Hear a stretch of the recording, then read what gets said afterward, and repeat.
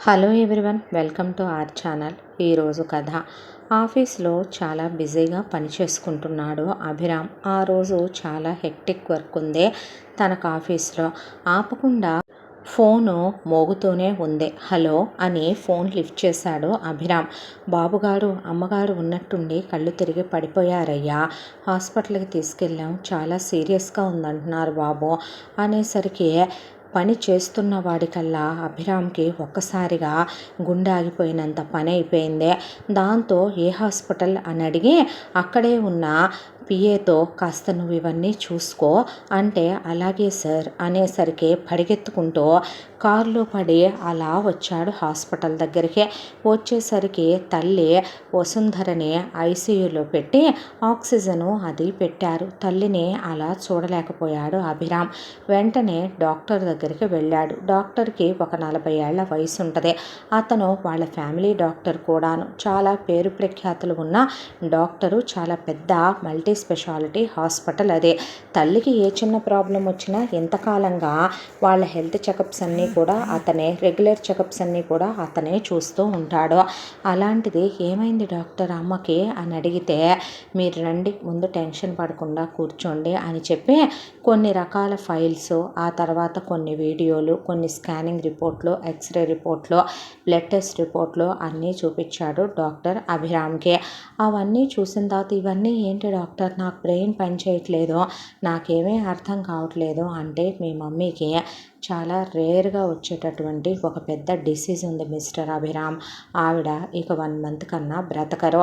Maybe భగవంతుడు ఆయుష్ ఇచ్చిన ఆ తర్వాత ఇంకొక 20 రోజులు, నెల, అంతకు మించి ఆవిడ బ్రతకటం కష్టం అనేపాటికి డాక్టర్ అనేసరికి నిజం చెప్తున్నాను, ఆవిడకి ఈ ప్రాబ్లం ఉన్నట్టు అసలు ఇంతవరకు ఆవిడకి ఎలాంటి తేడా కూడా మీకు కనిపించి ఉండదు. ఆవిడ హెల్త్లో ఇన్నాళ్ళుగా మనం చేస్తున్న ఏ టెస్టుల్లో కూడా అది బయటపడలేదు. ఇది సడన్గా జరిగిపోయిందంతే అనేసరికి అభిరామ్, ప్లీజ్ డాక్టర్, కోట్ల రూపాయలు సంపాదించాను నేను, అమ్మ కోసం ఎంత ఖర్చు పెట్టడానికైనా సిద్ధంగా ఉన్నాను. ఈ ప్రపంచంలో నా తల్లి కన్నా నాకెవ్వరూ ఎక్కువ కాదు.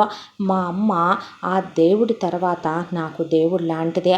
మిమ్మల్ని ఎలా రిక్వెస్ట్ చేయాలో నాకు అర్థం కావటం లేదు. పోనీ అబ్రాడ్ తీసుకెళ్దామా, బెస్ట్ డాక్టర్స్ని పిలిపిద్దామా, ఏం చేద్దామో మీరే చెప్పండి అంటే, అభిరామ్ కొన్నిటికి మెడిసిన్ ఉండదు. ఒక్క విషయం చెప్పమంటారా, మనం డబ్బులతో ప్రాణాన్ని కొనగలమంటారా?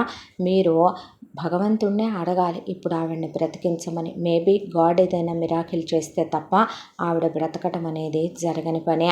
అమ్మకి ఈ విషయం చెప్పాం. ఎందుకు చెప్పారు డాక్టర్? ఏ వ్యక్తి తను చనిపోవటం తనకి తెలిసిపోకూడదు.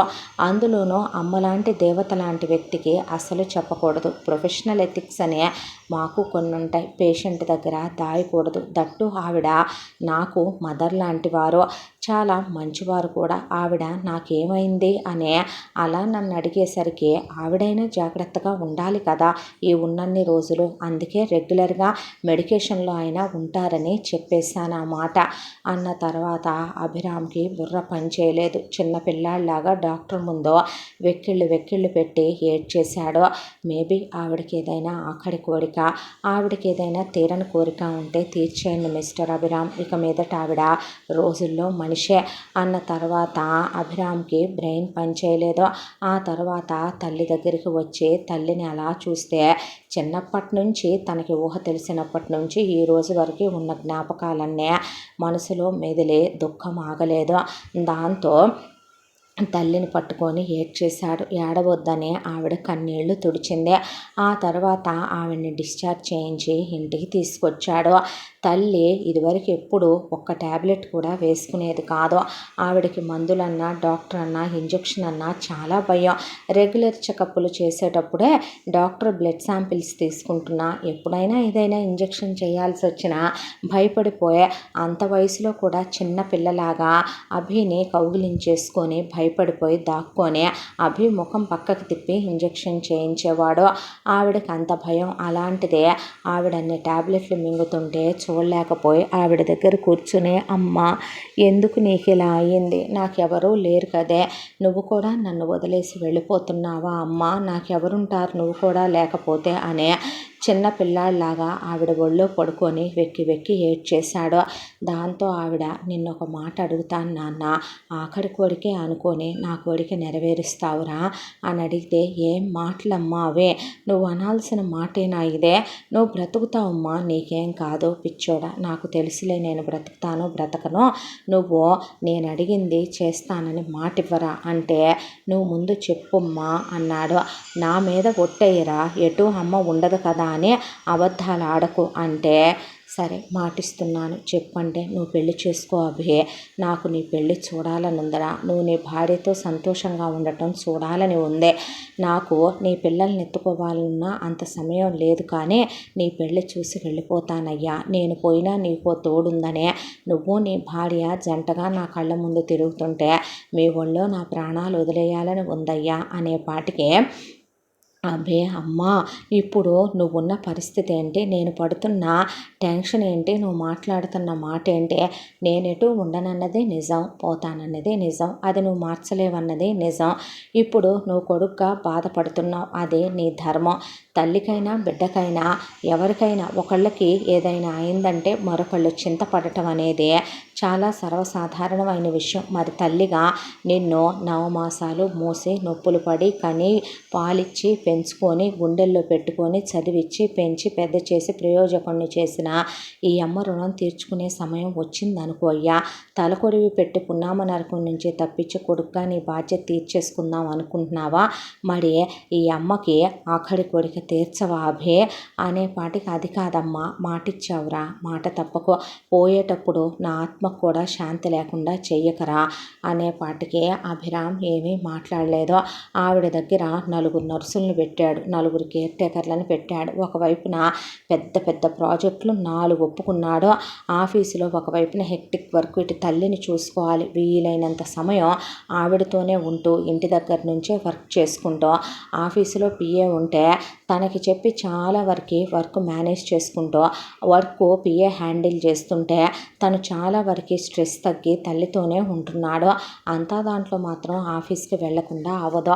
ఆ రోజున ఆఫీస్కి వెళ్ళి కూర్చొని ఆలోచించడం మొదలుపెట్టాడు. తన లైఫ్ గురించి ఒక్కసారి గతంలోకి వెళ్ళి ఈ క్షణం వరకే ఆలోచించాడు. ఇప్పుడు తను పెళ్లి చేసుకోవటానికి సిద్ధంగా లేడు. ఇప్పుడే కాదు, అసలు ఈ లైఫ్కి తను పెళ్లి చేసుకోవాలనుకోవట్లేదు. ఈ బిజినెస్, తన గోల్స్, యాంబిషన్స్ అంటూ తన చుట్టూ చాలా పెద్ద ప్రపంచాన్ని తను నిర్మించుకున్నాడు. ఇప్పుడు పెళ్ళి అనే దాంట్లోకి వెళ్ళాలని ఒకళ్ళు తన లైఫ్లోకి వచ్చి తన లైఫ్ని రూల్ చేస్తుంటే వాళ్ళ చేతిలో తన లైఫ్ పెట్టేసి వాళ్ళు డిసైడ్ చేసినట్టు తను బ్రతకటం అంటే అది జరగని పని. అమ్మ బ్రతికేదే 1 నెల, దేవుడు ఆయుష్ పోసి అమ్మ హ్యాపీగా ఉంటే ఇంకో 2-3 నెలలు, అమ్మ చావాలని తను ఎటు కోరుకోడు, అమ్మ హ్యాపీగా పోవాలి పోయేటప్పుడు. అలాగనే అమ్మ కోసమని తన లైఫ్లో ఉన్నటువంటి అన్నింటినీ, తన గతాన్ని మర్చిపోయి మరి తను సాక్రిఫైస్ చేయలేడు. ఇప్పుడు ఇంకొక అమ్మాయిని తన లైఫ్లోకి వెల్కమ్ చేయడానికి అసలు ఈ జన్మకే తను రెడీగా లేడు. ఆ విషయం చెప్తే అమ్మ తీసుకోలేదు. దాంతోనే అభే ఆలోచించుకుంటూ కూర్చుని, అమ్మకు మాటిచ్చాను, మాట తప్పితే అమ్మ ప్రశాంతంగా పోదు, అమ్మ కోరిక తను కాదని ఆఖరి కోరిక తీర్చకుండా అమ్మని పంపలేడు.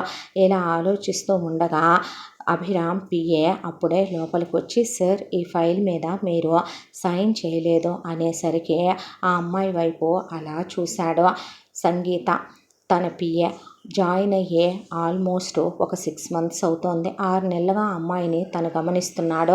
వెకిలి మనిషి కాదు, ఎప్పుడూ అబ్యూస్గా తన డ్రెస్సింగ్ ఉండదు, చాలా సంస్కారవంతంగా ఉంటుంది, చాలా నెమ్మదిగా మాట్లాడితే అమాయకురాలు. ఒక రకంగా చెప్పాలంటే గట్టిగా మాట్లాడే తత్వం కూడా కాదు, హార్డ్ వర్క్ నేచరు. ఆఫీసులో ఎవడైనా వెకిలి వేషాలు వేయాలనుకున్నా కొంచెం స్పేస్ కూడా ఇవ్వదు. ఆ అమ్మాయి వచ్చిన తర్వాత అభిరామ్కి తన వర్క్ లోడు ఆల్మోస్ట్ ఒక 70% తగ్గిపోయింది. సంగీత అంత బాగా వర్క్ పెర్ఫార్మెన్స్ ఉంటుంది. మనిషి అత్యాస పర్రాలు కాదు, ఎంతసేపు వస్తుంది, టైం టు టైం తన పని ఏంటో తను ఫినిష్ చేసుకుంటుంది, వెళ్ళిపోద్ది. ఎవరితోనూ లిమిట్స్ క్రాస్ చేసి మాట్లాడే అమ్మాయి కాదు. చూడటానికి చాలా అందంగా ఉంటుంది, దేవకన్యలాగా. ఆ అమ్మాయిని చూసినప్పుడల్లా ఒక మంచి గుడ్ ఫీల్ వస్తుంది అభిరామ్కి.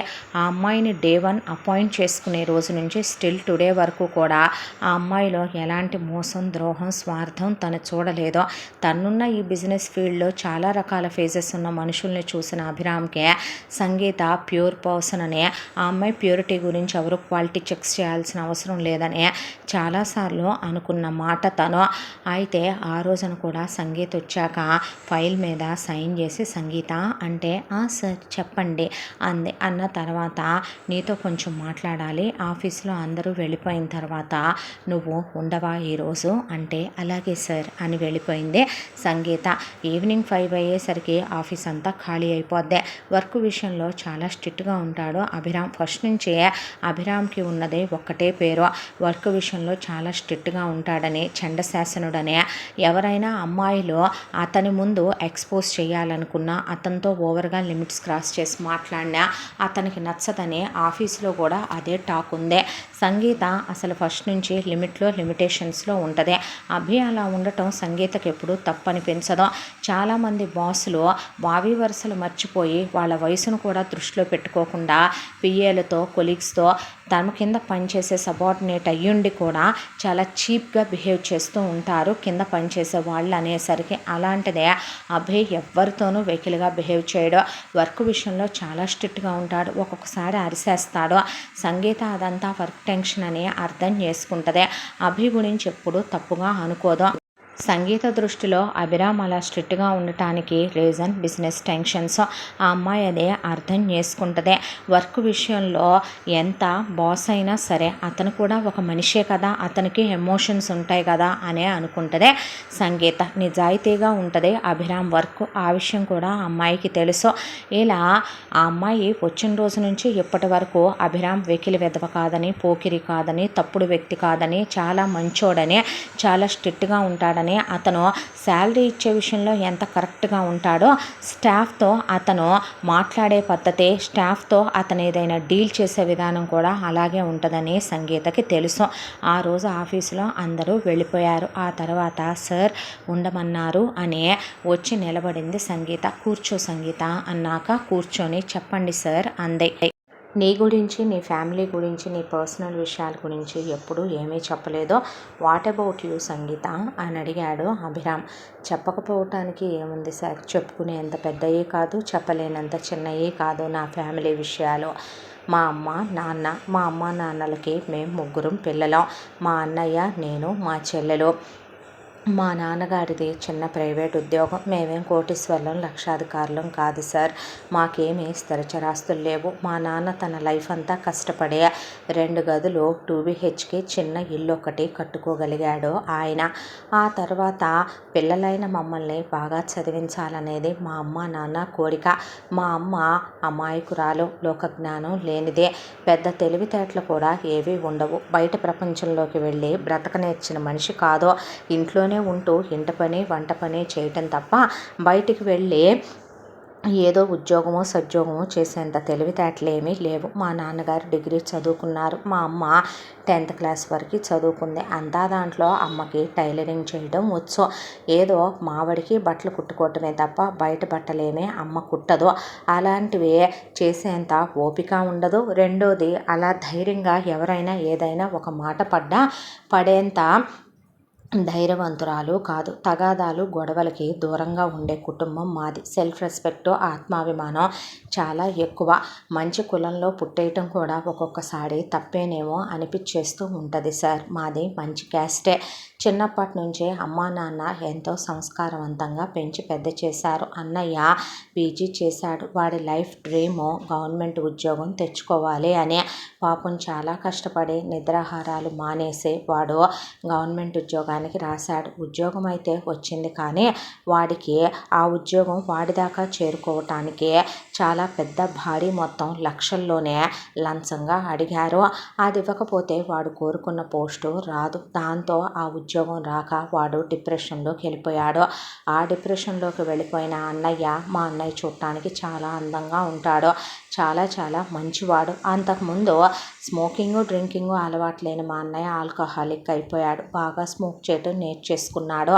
ఆ తర్వాత నాన్న చెప్పి అమ్మ చెప్పి అన్నయ్య అలా అయిపోయాడు అనే దిగుల్లో డిప్రెషన్లో నాన్న ఆఫీస్కు వెళ్ళి వస్తూ ఉండగా 2 రోజులుగా బీపీ మాత్రలు వేసుకోక తల తిరిగి నాన్నదే తప్పు అయ్యి చాలా పెద్ద యాక్సిడెంట్ అయింది. దాంతో నాన్న బెడ్ ఆన్ అయ్యారు. ఉన్న ఒక్క ఇల్లు తాకట్టు పెట్టి డబ్బులు తీసుకొచ్చి మరీ ట్రీట్మెంట్ చేయించిన నాన్నకి ఫలితం లేకుండా పోయింది. లక్షల్లో ఖర్చు పెడితేనే నాన్న నార్మల్ మనిషి అవుతాడని డాక్టర్లు చెప్పారు. దాంతో ఒకవైపున ఇల్లు పోషించడానికి అన్నీ చూసుకోవాల్సిన అన్నయ్య అలా తాగి మత్తులో పడిపోతున్నాడు. నాన్న మంచాన పడ్డాడు. అమ్మకి ఇల్లు జరపటం చేత కాదు. అప్పుడే నాది చదువు అయిపోయి ఉందే. దాంతోనే జాబ్ ట్రయల్స్ కోసం తిరుగుతూ ఉంటే చాలామంది దగ్గర ఉద్యోగాలకి వెళ్ళాను సార్. నేను చూడటానికి బాగుంటాను అనే దాంతో చాలామంది గెస్ట్ హౌస్లకు వస్తావా, హోటల్ రూములకు వస్తావా అని అడిగారు నన్ను. చాలా అసభ్యంగా ప్రవర్తించిన వాళ్ళే ఎక్కువ. అవసరాల్లో ఉన్న ఆడపిల్లలంటే ప్రతి ఒక్కడికి చులకనే. దాంతోనే నేను మీ దగ్గరికి జాబ్కి వచ్చాను. బయట మిమ్మల్ని చాలామంది చాలా రకాలుగా అనుకుంటున్నారు. మీరు చాలా స్ట్రిక్ట్ అని, ఒక రకంగా మీరు ఎవరు కొంగు జార్చినా మీరు పడిపోయే రకం కాదని, మిమ్మల్ని లొంగ తీసుకోవటం కష్టమని వాళ్ళందరికీ మీలో అవి కనిపించాయి. కానీ నాకు మీలా ఉండే స్ట్రిక్ట్ పర్సన్స్ ఇంకా భూమి మీద ఉన్నారా అనిపించిందే. నా లక్కో ఏమో కానీ నన్ను చూసిన తర్వాత ఇంటర్వ్యూ చేశాక మీరు నాకు జాబ్ ఇచ్చారు. నాకు ఆ క్షణం మీరు దేవుళ్ళ కనిపించారు. ఇప్పుడు మీరిస్తున్న జీతమే ఇంటికి పంపిస్తున్నాను. నాన్నగారి మందులకి, ఇంటి మీద తీసుకున్న అప్పుకి వడ్డీ కట్టడానికి, అమ్మ నాన్న అన్నయ్య చెల్లి పోషణకి సరిపోతుంది మీరు పంపించే డబ్బులు. ఇక్కడ నేను రూమ్ షేర్ చేసుకుంటూ ఒక 4 అమ్మాయిలతో పాటు ఒక ఫ్లాట్లో ఉంటున్నాను. నా ఖర్చులకు పోను మిగతాయి వాళ్ళ ఊరికి పంపిస్తున్నాను. అమ్మ నాన్న ఉండేదే చిన్న పల్లెటూరు. నాన్న అక్కడి నుంచి టౌన్కి వెళ్ళొచ్చేవారు జాబ్కి. ఇప్పుడు అది లేదు. మంచి క్యాష్లో పుట్టడం వల్లే మాకు ఎలాంటి రిజర్వేషన్లు లేక, రికమెండేషన్లు చేయించుకునేంత తాహతు హోదా లేక అన్నయ్యకి జాబ్ రాలేదనే పుట్టిన క్యాస్ట్ అన్నా కూడా అసహ్యం కలిగిపోయింది వాడికి. ఇక చెల్లెల విషయానికి వస్తే మా చెల్లెలు చాలా అహంకారి, గర్విష్టి, పొగరబోతో, అస్సలు నోరు కుదరదు. చిన్నప్పటి నుంచి చాలా స్వార్థపరురాలు. అత్యాశ చాలా ఎక్కువ. మనిషి భూమి మీద నడుస్తుంది, ఆశలు ఆకాశంలో ఉంటాయి. అమెరికా వెళ్ళిపోవాలి, అమెరికాలో ఎంఎస్ చేయాలి, పెద్ద జాబ్ తెచ్చుకోవాలి, అక్కడే ఉన్నటువంటి ఒక అబ్బాయిని లేదా ఇండియా నుంచి వెళ్ళిన ఒక అబ్బాయిని ప్రేమించి పెళ్లి చేసుకొని అక్కడ ఉన్న లగ్జరీ లైఫ్, లావిష్ లైఫ్ అనుభవిస్తూ అక్కడే ఉండిపోవాలి. ఈ అమ్మ నాన్నలకు పుట్టి పాపం చేసుకున్నాను, ఆ అన్నకి చెల్లెలనయ్యే పెద్ద దరిద్రం పట్టింది అని తాగి పడిపోయిన తర్వాత మా అన్నయ్యని నానా తిట్లు తిట్టుద్దే. మా నాన్నగారు మంచంలో పడిపోయారని నోటికొచ్చినట్టు తిట్టుద్దే. మా అమ్మ రోజు నేను అంత కష్టపడి ఇక్కడి నుంచి డబ్బులు పంపిస్తుంటే చెల్లెలు అలా పెట్టిరేగిపోయి మాట్లాడటం, బరితెగిచ్చే ఫ్రెండ్స్ని తిరగటం అమ్మకి నచ్చదు. సినిమాలు, షికార్లు, షాపింగ్లు. ఇక చెల్లి కొంచెం హద్దు మీరే ప్రవర్తిస్తుందని రోజు అమ్మ చెల్లి పోట్లాడుకుంటూ అమ్మ ఏడుస్తూ ఉంటుంది. అంతా దాంట్లో నేను గట్టిగా మాట్లాడలేను, నాకు మాట్లాడటం చేత కాదు. అన్నయ్య అంతకుముందు అంతా బాగున్నప్పుడు చెల్లి నోరు కూడా ఎత్తేది కాదు. తాట ఒలిచేసి అన్నయ్య చెప్పులు కుట్టేస్తాడు చెల్లిది. నాన్నగారు ఇవాళ మంచంలో ఉన్నారని కాదు, ఆయన గనక అంతా బాగుండుంటే చెల్లి మాంసం ఒలిసేసి ఆయన బెల్టులు తయారు చేసేస్తారు. అంతా స్ట్రిక్ట్గా ఉంటారు అన్నయ్య నాన్న. అలాంటిది ఎప్పుడైతే వాళ్ళు మూలన పడిపోయారో చెల్లి నోటికి బాగా హద్దు లేకుండా పోయింది. దాంతో ఎంత మాట పడితే అంత మాట మాట్లాడేసుద్దే. ఇప్పుడు దాన్ని అమెరికా పంపించి తీరాలి, లేకపోతే ఇంట్లో వాళ్ళని బ్రతకనిచ్చేలా లేదు. నాన్నకి ట్రీట్మెంట్ చేయించాలి. అన్నయ్యకి ఎట్టి పరిస్థితుల్లో వాడు అనుకున్న డ్రీమ్ జాబు, ఆ డబ్బులు ఎలాగైనా సంపాదించి వాడికి ఇప్పించాలి. అమ్మా నాన్నల ఇల్లు నాన్న ఎంతో కష్టపడి కట్టించుకున్నారు. అంత చిన్న ఇల్లైనా అదే వాళ్ళకి ఒక పెద్ద డ్రీము. ఆ ఇంటిని అప్పుల్లో నుంచి విడిపించాలి. అందుకోసమే ఈ ఉద్యోగం మీరిచ్చే జీతం సార్ అని చెప్పింది సంగీత. అంతా విన్న తర్వాత అభిరామ్, మరి నీ గురించి ఎవరినైనా ఇష్టపడుతున్నావా సంగీత అంటే, లేదు సార్, చాలామంది అబ్బాయిలు నాకు చెప్పలేదని చెప్పను, చాలామంది ప్రపోజ్ చేశారు స్కూల్ డేస్ నుంచే, ఆ తర్వాత కాలేజ్కి వచ్చిన తర్వాత కూడా. కానీ నాన్నగారు స్ట్రిక్ట్గా ఉండటం ఒకటై ఉండొచ్చు, లేదా అమ్మ ఆడపిల్లల హద్దుల్లో ఉండాలమ్మా అని చెప్పడం అయి ఉండొచ్చు. అన్నయ్య బయట ప్రపంచం గురించి రోజు మాట్లాడేవాడు కూర్చొని, అమ్మాయిలు ఎలా ఉంటున్నారు, అబ్బాయిలు ఎలా ఉంటున్నారని. మా అన్నయ్యకే ఒక గర్ల్ ఫ్రెండ్ కూడా లేదు. అలాంటిది లిమిటేషన్స్ క్రాస్ చేసి తప్పుడు పనులు చేసే రకాన్ని కాదు నేను. నాకెవరిని చూసినా ఎందుకో ఎవరో కరెక్ట్ పర్సన్స్ అనిపించలా. యూజ్ అండ్ త్రో అనే అబ్బాయిలే తప్ప ఎవరు పెళ్లి చేసుకుని కమిట్మెంట్లు ఇచ్చే లైఫ్ లాంగ్ కలిసి ఉండే రకాలు అనిపించలా. ఒకవేళ ఎవరినైనా ఇప్పుడు నేను ప్రేమించినా పెళ్లి చేసుకున్నా వచ్చే వాళ్ళకి అందంగా ఉన్నాను కాబట్టి నేను నచ్చుతాను, మంచి కులం కాబట్టి వాళ్ళ అమ్మా నాన్నలకు నచ్చుతాను, కట్న కానుకలు ఇవ్వలేకపోయినా వాళ్ళు నన్ను పెళ్లి చేసుకోవచ్చు, నేను ఉద్యోగం చేస్తాను కాబట్టి జీతం వస్తుంది. ఇప్పుడు నా కుటుంబం ఉన్న పరిస్థితుల్లో నా జీతం నా పుట్టింటికి చాలా అవసరం.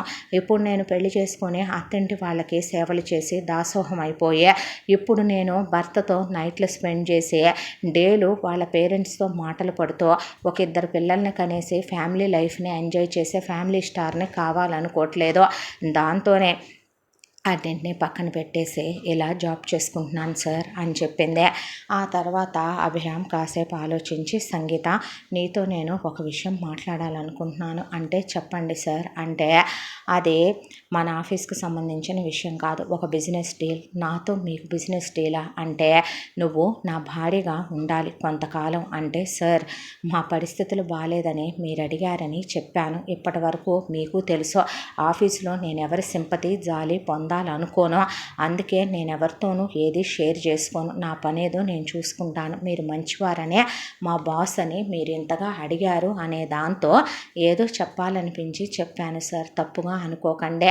ఉంటే తింటాం లేకపోతే చస్తాం, క్యారెక్టర్ నమ్ముకొని తాకట్టు పెట్టుకోలేనంటే నీకేమైనా పిచ్చి పట్టిందా?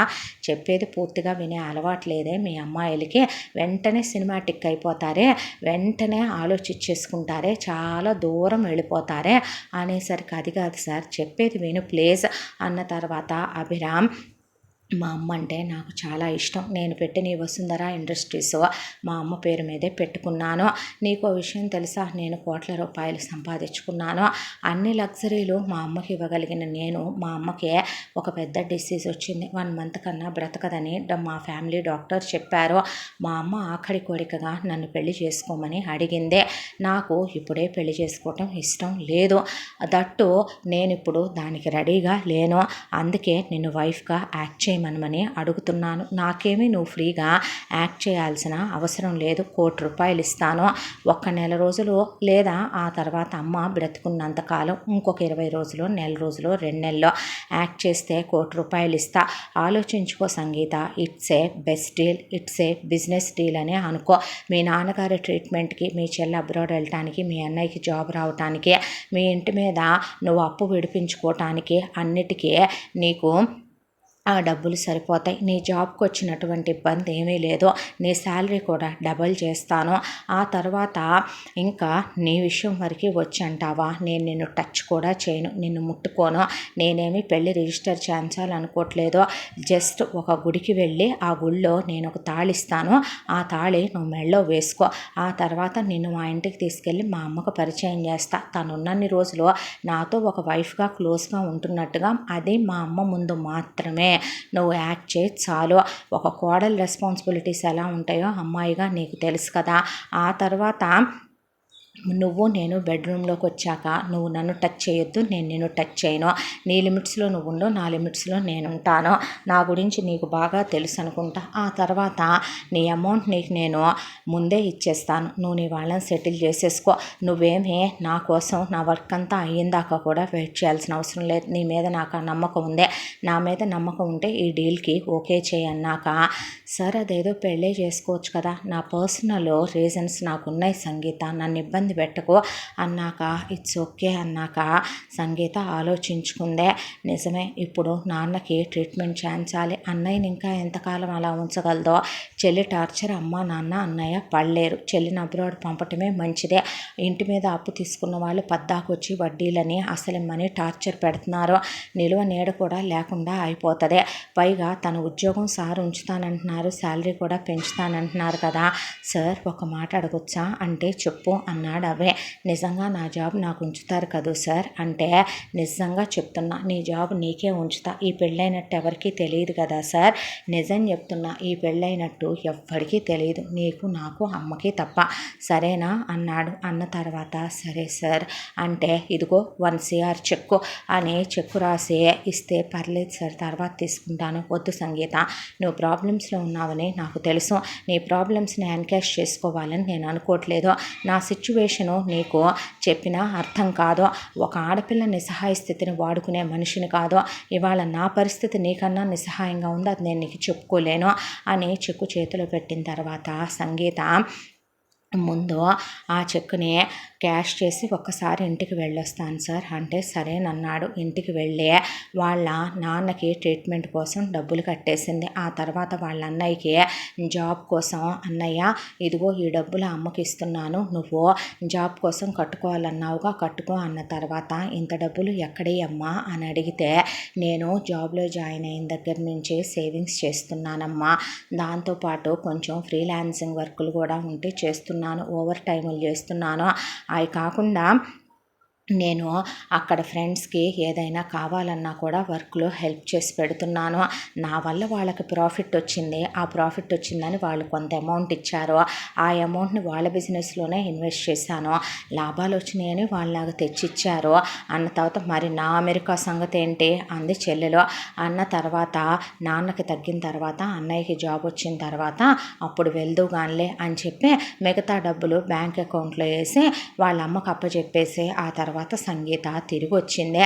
వచ్చిన తర్వాత అభయ్ రేపే వెళదాం మా ఇంటికి అన్నాడు. సరే సార్ అన్న తర్వాత తెల్లారి ముందు సంగీతను గుడి దగ్గరికి రమ్మనమన్న తర్వాత శారీలోనే వచ్చావా, శారీలోనే వచ్చాను సార్ అన్న తర్వాత సరే ఇదిగో ఈ తాళి మెళ్ళో వేసుకో అంటే ఆ అమ్మాయి ఆ తాళి వైపు పట్టుకొని అలా చూస్తూ నుంచుంటే సంగీత ఇప్పుడు నువ్వు సినిమాటిక్ అయిపోయి సెంటి అవ్వకు అన్న తర్వాత ముడేసి వేసుకో మెళ్ళో అంటే ఆ అమ్మాయి అలా చూస్తూ ముడి వేస్తుంటే అబ్బబ్బబ్బబ్బా అని తన చేత్తో 3 ముళ్ళు వేసేసి ఆ అమ్మాయి మెళ్ళో వేసేసాడు తాళే.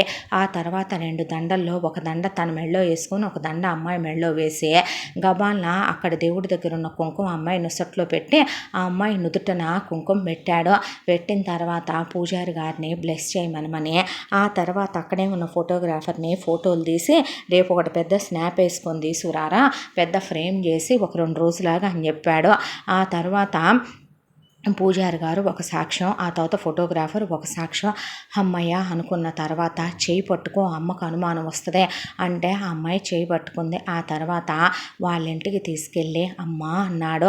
మెట్ల మీద నుంచి దిగొస్తున్న వసుంధర అభే అని గబగబా దిగొచ్చేసరికి ఏంట్రా ఇదే అందావిడ. అంటే నీకు ఎలా చెప్పాలో అర్థం కాలేదు మమ్మీ, ఈ అమ్మాయి నా పియ్యగా జాయిన్ అయింది 6 months బ్యాక్. తన పేరు సంగీత, తను చాలా మంచిది, తను నేను ఇష్టపడుతున్నాను. ఆ విషయం నీకు చెప్దామనుకునే లోపు నీకు ఇలా అయ్యిందమ్మా. మరి అలాంటప్పుడు నువ్వు గ్రాండ్గానే పెళ్లి చేసుకొని ఉండాల్సిందిగా నాన్న, ఎందుకు ఇలా అనేసరికి అమ్మ నువ్వు ఉన్న సిచ్యువేషన్లో ఇప్పుడు నేను అందరినీ పిలిచే గ్రాండ్గా పెళ్లి చేసుకునే దానిలో ఉన్నానా అమ్మ, నువ్వు అర్థం చేసుకోవే, అందుకే గుడికి తీసుకెళ్ళి పెళ్లి చేసుకొని తీసుకొచ్చానమ్మా, తను చాలా మంచిదే అన్న తర్వాత ముందు మమ్మల్ని ఆశీర్వదించు అనే బ్లెస్సింగ్ తీసుకుంటే సంగీత అలా నిలబడితే ఎంత చక్కగా ఉన్నావమ్మా, బంగారు బొమ్మలాగా ఉన్నావు తల్లే అన్న తర్వాత థ్యాంక్ యూ మేడం అంటే మేడం ఏంటమ్మా అత్తయ్య అని పిలువమ్మా అంటే అలాగే అత్తయ్య అన్న తర్వాత అయ్యో నా బంగారు తల్లే అని తిప్పించే పిల్ల బంగారు బొమ్మలా ఉందే. అమ్మ నాన్నలకైనా చెప్పాడా అమ్మ వీడు, మీ అమ్మ నాన్నలు ఎక్కడుంటారమ్మా అనేసరికి అదే అంటే తనకెవరూ లేరమ్మా అన్నాడు. అయ్యయ్యో ఎవరూ లేరా, ఎవరూ లేకపోవటం ఏంటమ్మా ఏంటమ్మా వీళ్ళేడా నేను లేనా అన్న తర్వాత అదేంటి సార్ అలా అన్నారు అంటే నువ్వు ముందు సార్ అని పిలవకు అభి అని పిలువ. సార్ మిమ్మల్ని నా పేరు పెట్టా ప్లీజ్ సంగీత నువ్వు మరి ఒక్క విషయం చెప్పంటావు ప్రాక్టికల్గా ఉండవా నువ్వు ఇది మన ఆఫీస్ కాదు ఇల్లు కదా నేను నీ హస్బెండ్ కదా అంటే అలాగే అభే అన్న తర్వాత ఇప్పుడు అమ్మకి మీ అమ్మ నాన్నలు మీ ఫ్యామిలీ ఉందని చెప్తే అమ్మ అక్కడికి వెళ్తానంటది వాళ్ళతో మాట్లాడతానంటది. ఏమని చెప్తావు వాళ్ళతో ఇప్పుడు నువ్వు ఆడపిల్లవి రేపొద్దున నీకు ఒక లైఫ్ ఉంటుంది సంగీత ఏదో ఇక్కడికి వచ్చి యాక్ట్ చేస్తున్నావు నీకు ఫ్యామిలీ ప్రాబ్లమ్స్ ఉన్నాయి అనే దాంతో నేను నిన్ను చీప్ చేయాలనుకోవట్లేదు. రేపు నిన్ను ఒకళ్ళు పెళ్లి చేసుకోవాలి కదో ఇక్కడ ఇలాంటివన్నీ చేసావని తెలిస్తే డబ్బుల కోసమని నీ మీద ఎన్ని నిందలేస్తారో ఒకళ్ళు నిన్ను పెళ్లి చేసుకుంటారా అనేసరికి నిజమేలేండి సార్ మీరు ఆలోచించినంత నేను ఆలోచించలేదు అంది సంగీత. ఆ తర్వాత అభి సంగీత కలిసే ఇక లోపల దేవుడి దగ్గరికి వెళ్ళి దండం పెట్టుకొని వచ్చిన తర్వాత దండలు తీసేసిన తర్వాత వసుంధర ఒరే నేను చెప్పేంత వరకు నువ్వు అమ్మాయిని ముట్టుకోకు ముహూర్తాలు పెట్టించాలి పెళ్ళంటే నీ ఇష్టం వచ్చినట్టు చేసుకున్నావు మిగతా వేషాలు అప్పుడే వేయకంటే అలాగే లెమ్మ అన్నాడు. అన్నాక నువ్వు కాసేపు అమ్మాయిని తీసుకెళ్ళు అమ్మాయి కాసేపు రెస్ట్ తీసుకుంటుంది బాగా అలిసిపోయినట్టు కనపడుతున్నావమ్మా అనేసరికి అమ్మాయి బ్యాగ్ తీసుకెళ్ళి అబ్బాయి గదిలో పెట్టండి అంది వసుంధర. ఆ తర్వాత అమ్మ సంగీత అంటే చెప్పండి అన్న తర్వాత అత్తయ్య చెప్పండి అత్తయ్య అన్నాక ఇలా రామ్మ అన్న తర్వాత ఆ అమ్మాయి చేతిలో ఆవిడ తాళాలు గుర్తు పెట్టిందే.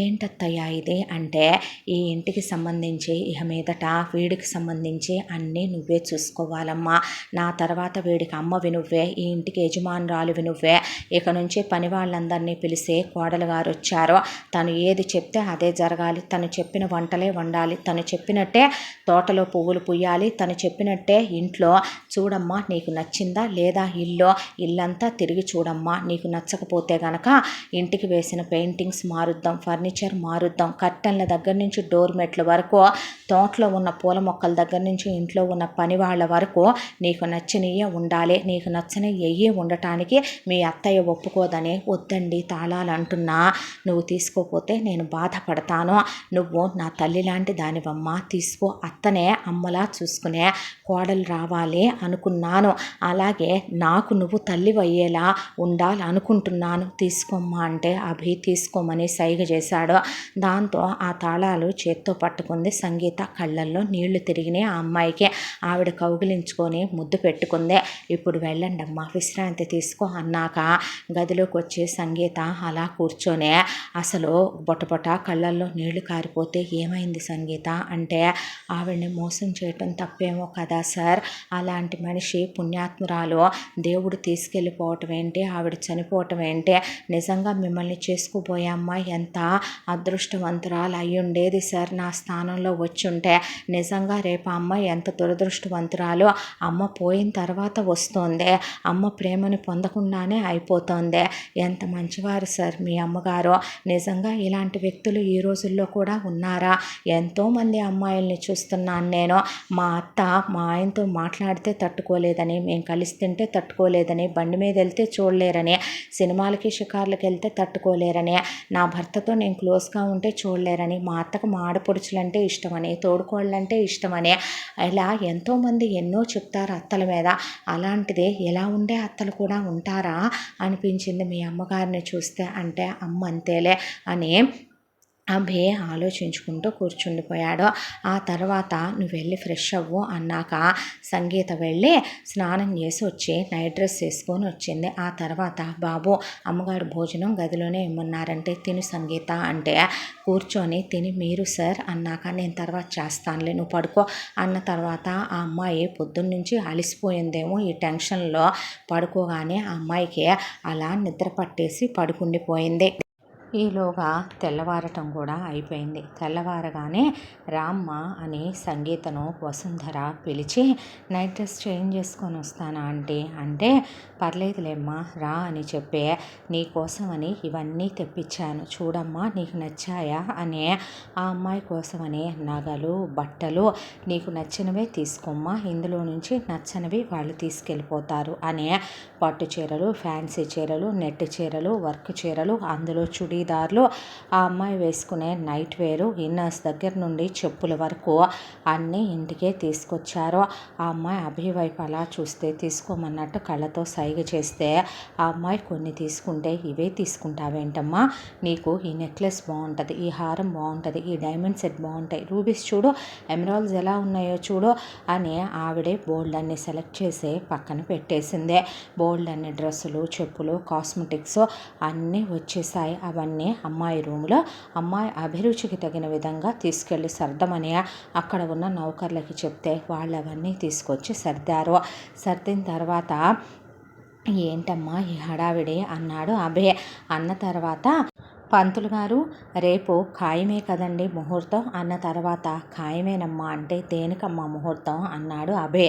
దేనికేమిట్రా, మా అందరికీ చెప్పకుండా నువ్వు పెళ్లి చేసుకొని వచ్చేస్తావా అని అభి ఫ్రెండ్స్ వాళ్ళ అమ్మ నాన్నలో వీళ్ళకి క్లోజ్గా ఉండే ఫ్యామిలీ పర్సన్స్ అక్కడికి వచ్చారు. వచ్చేసరికి అంటే అనుకోకుండా జరిగిపోయింది అన్నాడు అభి. ఏంట్రా స్టూపిడ్, అనుకోకుండా జరిగేదే ఆంటీ, మేము కలిసి నీ పెళ్ళికి ప్లాన్ చేశాంగా, రేపు దాదాపు 500 మంది వస్తున్నారు నీ పెళ్ళికి, నువ్వు సీక్రెట్గా చేసుకుంటే ఊరుకుంటారా ఏంటి ఆంటీ, ఏ ముహూర్తమో ఏంటో ఎవరికి చెప్పావురా, నా కళ్ళ ముందు నీ పెళ్ళి చూడాలనే కోరిక నాకుంటే నాకు చెప్పకుండా నువ్వు పెళ్లి చేసుకొని రావటం ఏంట్రా, లెంపలు వేసేవాళ్ళు లేక, అందుకే ఆల్రెడీ అందరికీ కాంట్రాక్ట్ ఇచ్చేయడం అయిపోయింది, మెనూ డిసైడ్ అయిపోయింది, ఈరోజే ఇక్కడ మండపం డెకరేట్ చేసేస్తారు, ఆల్రెడీ వెడ్డింగ్ ప్లానర్స్కి మొత్తం అప్పచెప్పేశాను, ఈవెంట్ వాళ్ళే అన్నీ చూసుకుంటారు, రేపు నీ పెళ్ళే అన్న తర్వాత, పెళ్ళా, అవును బాబు,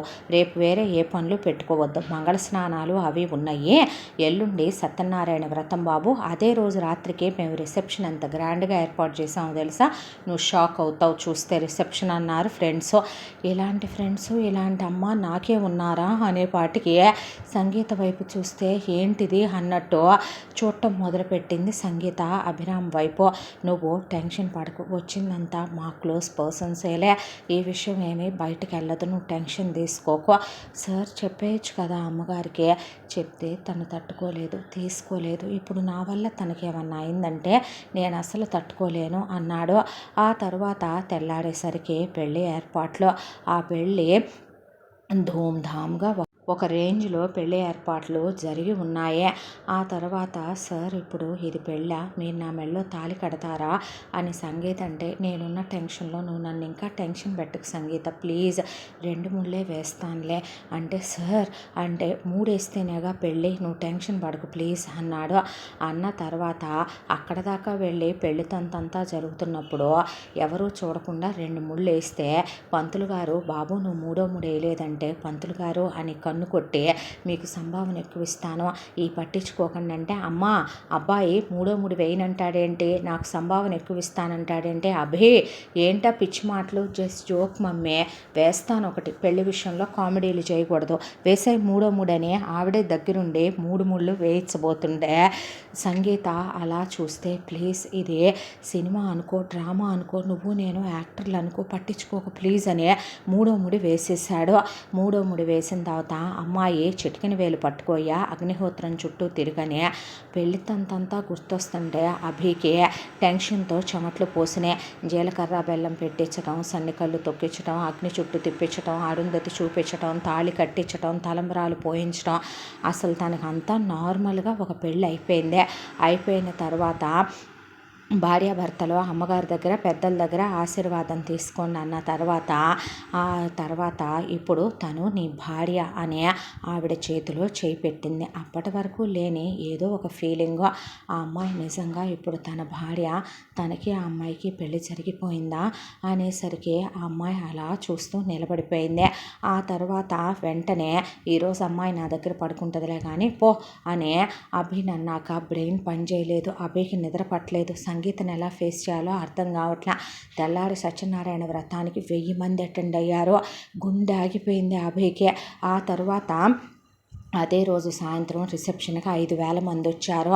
వాళ్ళందరూ రావటమే కాక మీడియా వాళ్ళు, రిపోర్టర్స్ అందరూ కూడా వచ్చి కంగ్రాచులేషన్స్ చెప్పి ఫోటోలు తీసుకుని వసుంధర ఇండస్ట్రీస్ ఎండి అభిరామ్ గారి పెళ్ళి సంగీత మేడంతో అయిందని వాళ్ళు వాటి గురించి పేపర్ల నిండా రాసి మీడియాలు హోరెత్తిపోయినాయి.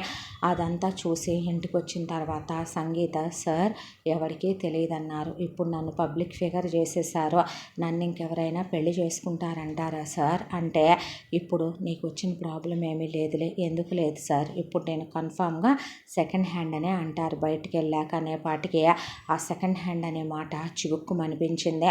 అంతా దాంట్లో నీకు అలాంటి పరిస్థితి నేనుండగా రాదులే అన్నాడు.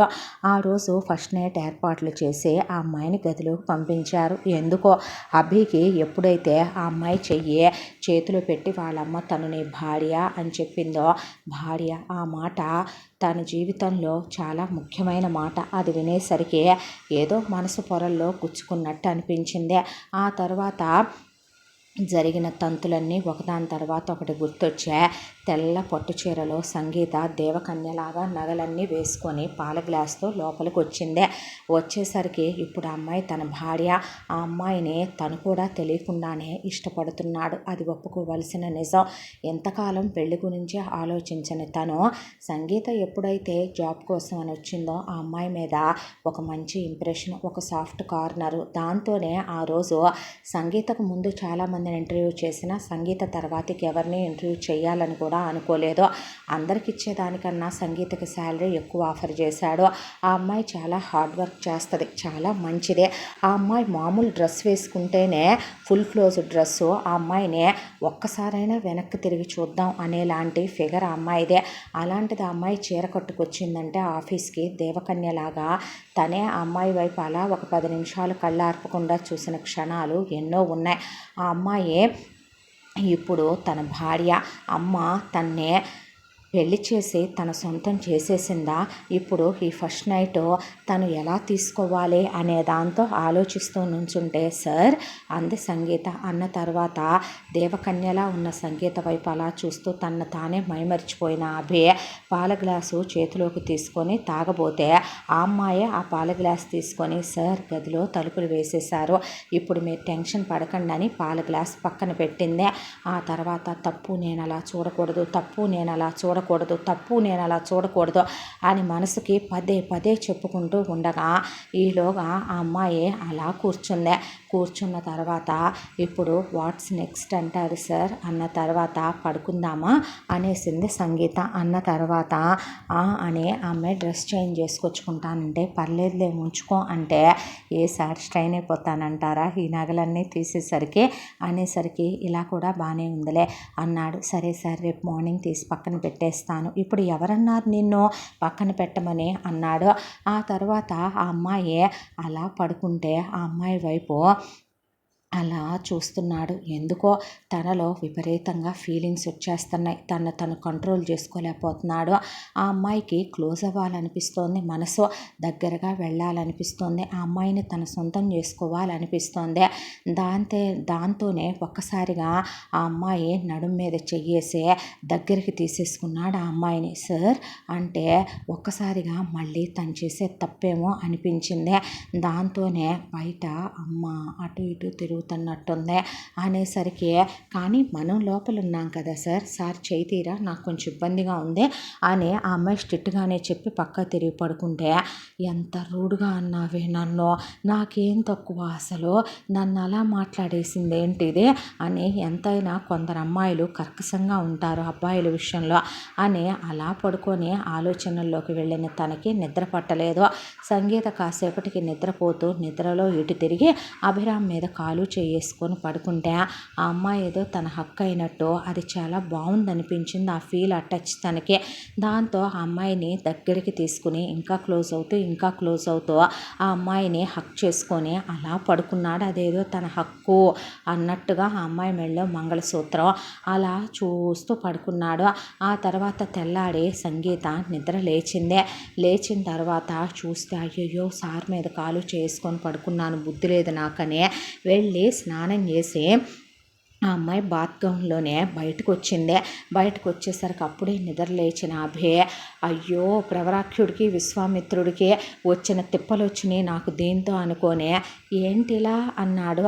అంటే మీరు పడుకున్నారు సార్, నేను బట్టలు తీసుకోవటం మర్చిపోయి వెళ్ళాను స్నానానికి అనేసరికి అని ఇది నాకు మామూలు అగ్ని పరీక్ష పెట్టట్లేదు అనుకున్న తర్వాత తీసుకో అన్నాడు. అన్న తర్వాత ఆ బట్టలు తీసుకునేటప్పుడు ఆ అమ్మాయి వంగితే ఆ అమ్మాయి వేసుకున్న బాత్ గౌను మోకాళ్ళ వరకే ఉండటం వల్ల ఆ అమ్మాయి కాళ్ళు, అలాగే ఆ అమ్మాయిని అలా చూస్తూ తప్పురా తప్పురా అలా చూడకూడదురా ఆడపిల్లనే అనుకుంటూనే మనసు వశం తప్పిపోతోంది తనకే. దాంతో ఆ అమ్మాయి తీసుకున్నాను సార్ అని వెళ్ళి డ్రెస్ చేంజ్ చేసుకొని వచ్చిందే. దట్టు ఆ అమ్మాయి అప్సరసలాగా రెడీ అయ్యి వచ్చింది. బొడ్డు కిందకి చీర కట్టిందే. దట్టు నెట్ శారీ చాలా అందంగా ఉంది. హెయిర్ లీవ్ చేసి చూడటానికి ఆ అమ్మాయి అసలు వర్ణించనలవి కానంత అందగత్తె సంగీత. దాంతో అభిరామ్ ఇప్పుడు శారీ ఏంటి అనేసరికి, మీకు తెలీదా, అత్తగారంటే కోడలి కోసం బట్టలు కొంటారు కదా, ఆ బట్టలు కోడలు కట్టుకున్నప్పుడు అత్తగారి మనసు నిండిపోద్ది కోడల్ని చూస్తే, అందుకే కట్టుకున్నాననేసరికి, ఇంకా నాకేమేం చేయాలనుకుంటున్నారో మా అమ్మ ఇది కలిసే అనుకున్నాడు. ఆ తర్వాత వచ్చి అభయ్ వాళ్ళమ్మ తలుపు కొట్టిందే.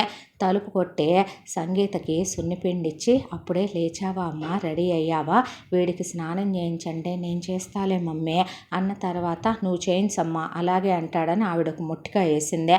ఆ తర్వాత సంగీత చీర బొడ్లో దోపి పద చేయిస్తా స్నానం అనేసరికి ఆ అమ్మాయిని అలా చూసి కర్మరా దేవుడా అనే అలా కూర్చున్న తర్వాత ఆ అమ్మాయి స్నానం చేయించిపోతే, నేను చేస్తా అది పారబోసి నువ్వు బయటికి వెళ్ళు అంటే, పర్లేదు సార్, చిన్నప్పటి నుంచి మా అమ్మ వంట పని చేసుకుంటుంటే మా చెల్లికి నేనే పిండి రుద్ది స్నానం చేయించేదాన్నే, అలాంటిది మీకు చేయించలేనా ఏంటి, మా నాన్నకు కూడా నేను అప్పుడప్పుడు వీపు రుద్దుతాను, తప్పేంటి సార్, మా అన్నయ్యకి కూడా నేను తలస్నానం చేస్తూ ఉంటా, తప్పేంటి అన్న తర్వాత, మీ అన్నయ్య మీ నాన్న మీ చెల్లి మీ అమ్మ నేను ఒకటి కాదే పిచ్చిదానా అనుకున్న తర్వాత అలా కూర్చుంటే ఆ అమ్మాయి చేతులు పెట్టి రుద్దుతుంటే తనకేమో ఫీలింగ్స్ వచ్చేసి ఎర్రగా అయిపోయింది మొహము ఒళ్ళో.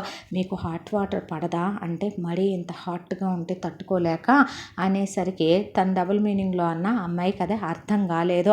తర్వాత బయటకు వచ్చి బట్టలు కట్టుకొని కిందకు వచ్చేసరికి అభయ్ వాళ్ళ అమ్మ వసుంధర ఒకే ప్లేట్లో ఇద్దరికి బ్రేక్ఫాస్ట్ పెట్టి తినిపించు అమ్మాయికి అన్న తర్వాత, చాలా ఆకలిగా ఉంది, ఆ చట్నీ కొంచెం ఉప్మా పెసరట్లో ఇంకొంచెం వడ అనేసరికి ఆ అమ్మాయి పెదవులకి తగులుతున్న తన వేళ్ళు, ఇది మాత్రం ఎంత హ్యాపీగా తినగలుగుతుందో, నాకు దడదడగా ఉంది ఒళ్ళంతా అనుకుంటూ చెమట పోసి ఒళ్ళంతా వేడెక్కిపోతుంటే, ఏమైందిరా నీకు అంది వసుంధర. ఏం లేదు మమ్మీ అన్న తర్వాత, ఏంటో ప్రతిదానికి టెన్షనే అత్తయ్యా అన్న తర్వాత, అంతేనమ్మా, వాడిని బయట వాళ్ళంతా ఏదో పెద్ద సింహం పులి అనుకుంటారు, కానీ సంగీత వాడు చాలా మంచోడమ్మా, వాడికి కల్లా కపటం తెలియదు తల్లే, వాడి మనసు చాలా మంచిది, చిన్న పిల్లాడైపోతాడమ్మా, నువ్వు దగ్గరికి తీసుకొని ఒళ్ళో పడుకోబెట్టుకొని నీ గుండెల్లో ఒదిగిపోతాడంటే నవ్వింది సంగీత. ఆ నవ్వు చూసే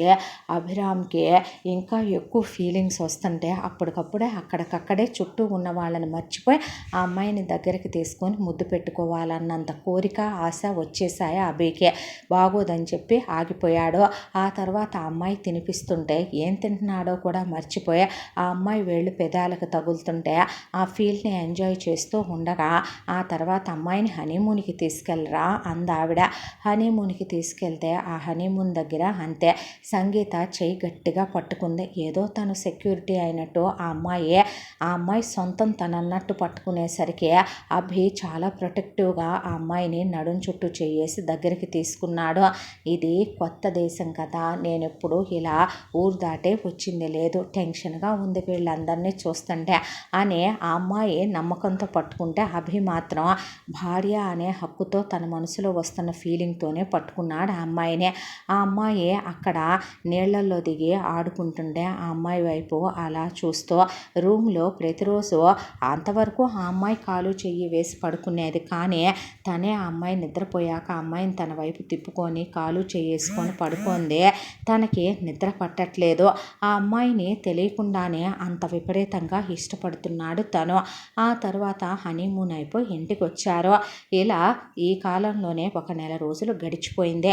ఈ నెల రోజుల కాలం గడిచిపోయిన తర్వాత వసుంధరని హాస్పిటల్కి తీసుకెళ్ళి డాక్టర్ అమ్మకి ఎలా ఉంది అని అడిగాడు అభి. నిజంగా ఇది మెడికల్ మిరాకిల్ అనుకోవాలి, గాడ్ చేసిన అద్భుతం అనుకోవాలి. మీ అమ్మగారికి నిజం చెప్పాలంటే ఇప్పుడు సంతోషంగా ఉండటమేమో కానీ ఆవిడకి ఆయుష్ పెరుగుతోంది అని చెప్పాడు డాక్టరు. పెరుగుతోంది అని చెప్పిన తర్వాత అవునా డాక్టర్, ఇది హ్యాపీ థింగే కదా అంటే హ్యాపీ థింగే, మీరు ఆవిడని సంతోషంగా ఉంచితే ఆవిడ ఇంకా ఎక్కువ కాలం బ్రతుకుతారు అన్న తర్వాత ఆవిడని తీసుకొచ్చి కారులో కూర్చోబెట్టాక అయ్యో అమ్మ ఫైల్ మర్చిపోయాను వెళ్ళి తీసుకొస్తానంటే అలాగేరా అంది వసుంధర. అభి డాక్టర్ దగ్గరికి వెళ్ళేపాటికి నర్సు సార్ ఇంకా ఇలా ఎంతకాలం అబద్ధాలాడి ఆవిడకి లేని జబ్బులన్నీ ఉన్నాయని చెప్పి ఇంకా ఇలా ఎంతకాలం నటించగలం అని అడుగుతుంటే మంచి వాళ్ళ కోసం మనం ఏమైనా చేయొచ్చు. నేను వాళ్ళ ఫ్యామిలీ డాక్టర్ని మాత్రమే కాదు, వాళ్ళకి ఒక ఫ్యామిలీ మెంబర్లా ఆవిడ చాలా మంచివారు, నాకు తల్లి లాంటి వారు. ఆవిడ ఎన్నో మంచి పనులు చేసిన వ్యక్తే. మన హాస్పిటల్లో ఎంతోమందికి చిన్నపిల్లలకి హార్ట్ ఆపరేషన్లో కళ్ళు లేని వాళ్ళకి కళ్ళు పెట్టించిన గొప్పవాళ్ళు ఆ తల్లి కొడుకులు. ఆవిడ ఏం చేసినా ఒక రీజన్తోనే, వాళ్ళ అబ్బాయి పెళ్లి చేసుకోవటం లేదు అనే దాంతోనే ఆవిడ ఇలా నటించాల్సి వచ్చింది. పర్లేదు మనం చేసిందే మంచి దానికోసం అన్నప్పుడు అభికి పెళ్ళయింది, ఆవిడిప్పుడు సంతోషంగా ఉన్నారు, అంతకన్నా ఏం కావాలి అనేసరికి అభికి ఒకవైపున కోపం మరొక వైపున టెన్షన్ కూడా వచ్చేసి ముందు వసుంధరని ఇంటికి తీసుకొచ్చాక హాల్లో ఫైల్ టేబుల్ మీద పెట్టి ఎందుకు చేసావమ్మా ఇలా అని అడిగేపాటికి సంగీత వచ్చి అలా చూస్తూ కూర్చుంది అమాయకంగా. చూస్తూ కూర్చునేసరికి ఏమైంది అని అడిగింది సంగీత. అమ్మకి అసలేమీ లేదు, కానీ ఎందుకు ఇలా చేసావు మమ్మీ, తను ఆరోగ్యంగానే ఉంది అన్న తర్వాత సంగీత బిత్తరపోయి కూర్చుండిపోయాక ఎందుకంటావేంట్రా, బుద్ధి జ్ఞానం లేకుండా ఎన్నేళ్ళు వస్తున్నాయి నీకు, పెళ్ళి పెళ్ళి పెళ్ళి అని ఎన్ని సంబంధాలు చూశానో, ఎంతమంది అమ్మాయిల్ని పిలిపించానో, ఎంతమందితో మాట్లాడుంటావో, ప్రతి ఒక్కళ్ళకి వంకలు పెట్టడమే, ప్రతి ఒక్కళ్ళు నచ్చలేదని చెప్పటమే, నీ పెళ్ళి అవ్వాలని నీ పిల్లల్ని ఎత్తుకోవాలని వాళ్ళతో ఆడుకోవాలని నాకుండదా ఏంటి, అడిగి అడిగి అలిసిపోయాను అభి, నీకు ఎలా చెప్పాలో ఎలా చెప్తే నువ్వు వింటావో నాకు అర్థం కాలేదో, ఎప్పుడు చూసినా గతాలు తలుచుకుంటూ ఉండకూడదురా మనుషులు, అలాగే ఆఫీస్ అనే అంత డబ్బు పిచ్చి పట్టిపోయి డబ్బు ధ్యాసలో మునిగిపోకూడదురా మనుషులు, పిచ్చేమైనా పట్టిందా అభి నీకు, నేను చేసింది తప్పెలా అవుద్దే, నేను ఏ రీజన్తో చేశా, నీకు పెళ్ళవ్వాలని చేశాను, నేనే అలా చేయకపోతే నువ్వు సంగీతను ప్రేమించిన విషయం ఈ జన్మంతా చెప్పేవాడివా, నాకు అలా బాలేదు కాబట్టే బంగారం లాంటి కోడల్ని ఇంటికి తీసుకొచ్చావు, ఇప్పుడు మీ ఇద్దరు హ్యాపీగా ఉన్నారుగా, పిల్లల్ని కానండి పిల్లలతో ఆడుకుంటాను నేను, మీ ఇద్దరు సంతోషంగా క్లోజ్గా ఉండటమే నాకు కావాలి, మీ ఇద్దరు సంతోషాలు సరదాలు చూడాలనే అనుకుంటున్నాను నేను, ఒకళ్ళ జీవితంలో సుఖాలు లేకుండా పోయాయంటే అభి అలాగే వాళ్ళ ఫ్యామిలీ అంతా ఉండాల్సిన అవసరం లేదని గుర్తుపెట్టుకోరా నువ్వు అని ఆవిడ ఇంకెదురు పోట్లాడి లోపలికి వెళ్ళాక వీళ్ళిద్దరూ బెడ్రూమ్లోకి వచ్చాక సంగీత కూర్చుండిపోయా. ఇప్పుడు ఏంటి సార్ చెయ్యటం అన్న తర్వాత అభి అర్థం కావట్లేదు అన్నాడు. అంతా అమ్మ చెప్తున్నప్పుడు మీరెందుకు మన ఇద్దరిది కూడా నటనేనని నేను మీ భార్య కాదని చెప్పలేదు అనేసరికి అభి దగ్గర ఆ క్వశ్చన్కి ఆన్సర్ లేదు. నిజానికి సంగీత తన భార్య కాదు ఇదంతా నటన అని చెప్తే సంగీత తన లైఫ్లో నుంచి ఒక్క క్షణం కూడా ఆలస్యం చేయకుండా వెళ్ళిపోద్ది. సంగీత అలా తన లైఫ్లో నుంచి వెళ్ళిపోయిందంటే తను ఆ అమ్మాయి లేకుండా ఉండలేడు. ఆఫీస్కి తీసుకెళ్ళి సంగీతని అందరికీ తన భార్యగా పరిచయం చేస్తే ఇదివరకు సంగీత అని నువ్వు అని పిలిచే వాళ్ళంతా మేడం అంటుంటే ఆ అమ్మాయి వైపు అలా చూసిన తనకి ఏమైంది సంగీత అంటే, చూసారా సార్ మీ వైఫ్ అనేసరికి అందరూ ఎంత రెస్పెక్ట్ ఇస్తున్నారో, అదే అంతకుముందు అనుకోండి నువ్వు పిఏ అయితే ఎవడకు గొప్ప, ఆఫ్టర్ ఆల్ నువ్వు మాలా కాదా అనేవాళ్ళు నన్ను, నీకు రెస్పెక్ట్ నచ్చిందా అని తను అడిగిన క్షణం ఆ అమ్మాయి నవ్వేసిన క్షణాలు. అలా ఆ అమ్మాయి తన నుంచి దూరం అయిపోతే మళ్ళీ పిఏ పోస్ట్లోకి వెళ్ళిపోతే తను తీసుకోగలడా, తనకి తెలియకుండానే ఆ అమ్మాయికి భార్య హోదా ఇస్తున్నాడు. బయట ప్రపంచంలో ఇప్పుడు ఆ అమ్మాయి తన వైఫ్ అని అందరికీ తెలుసు, ఆ అమ్మాయికి తను దూరం అవ్వలేడు. ఆ అమ్మాయి సార్ అనేసరికి అన్నాడు.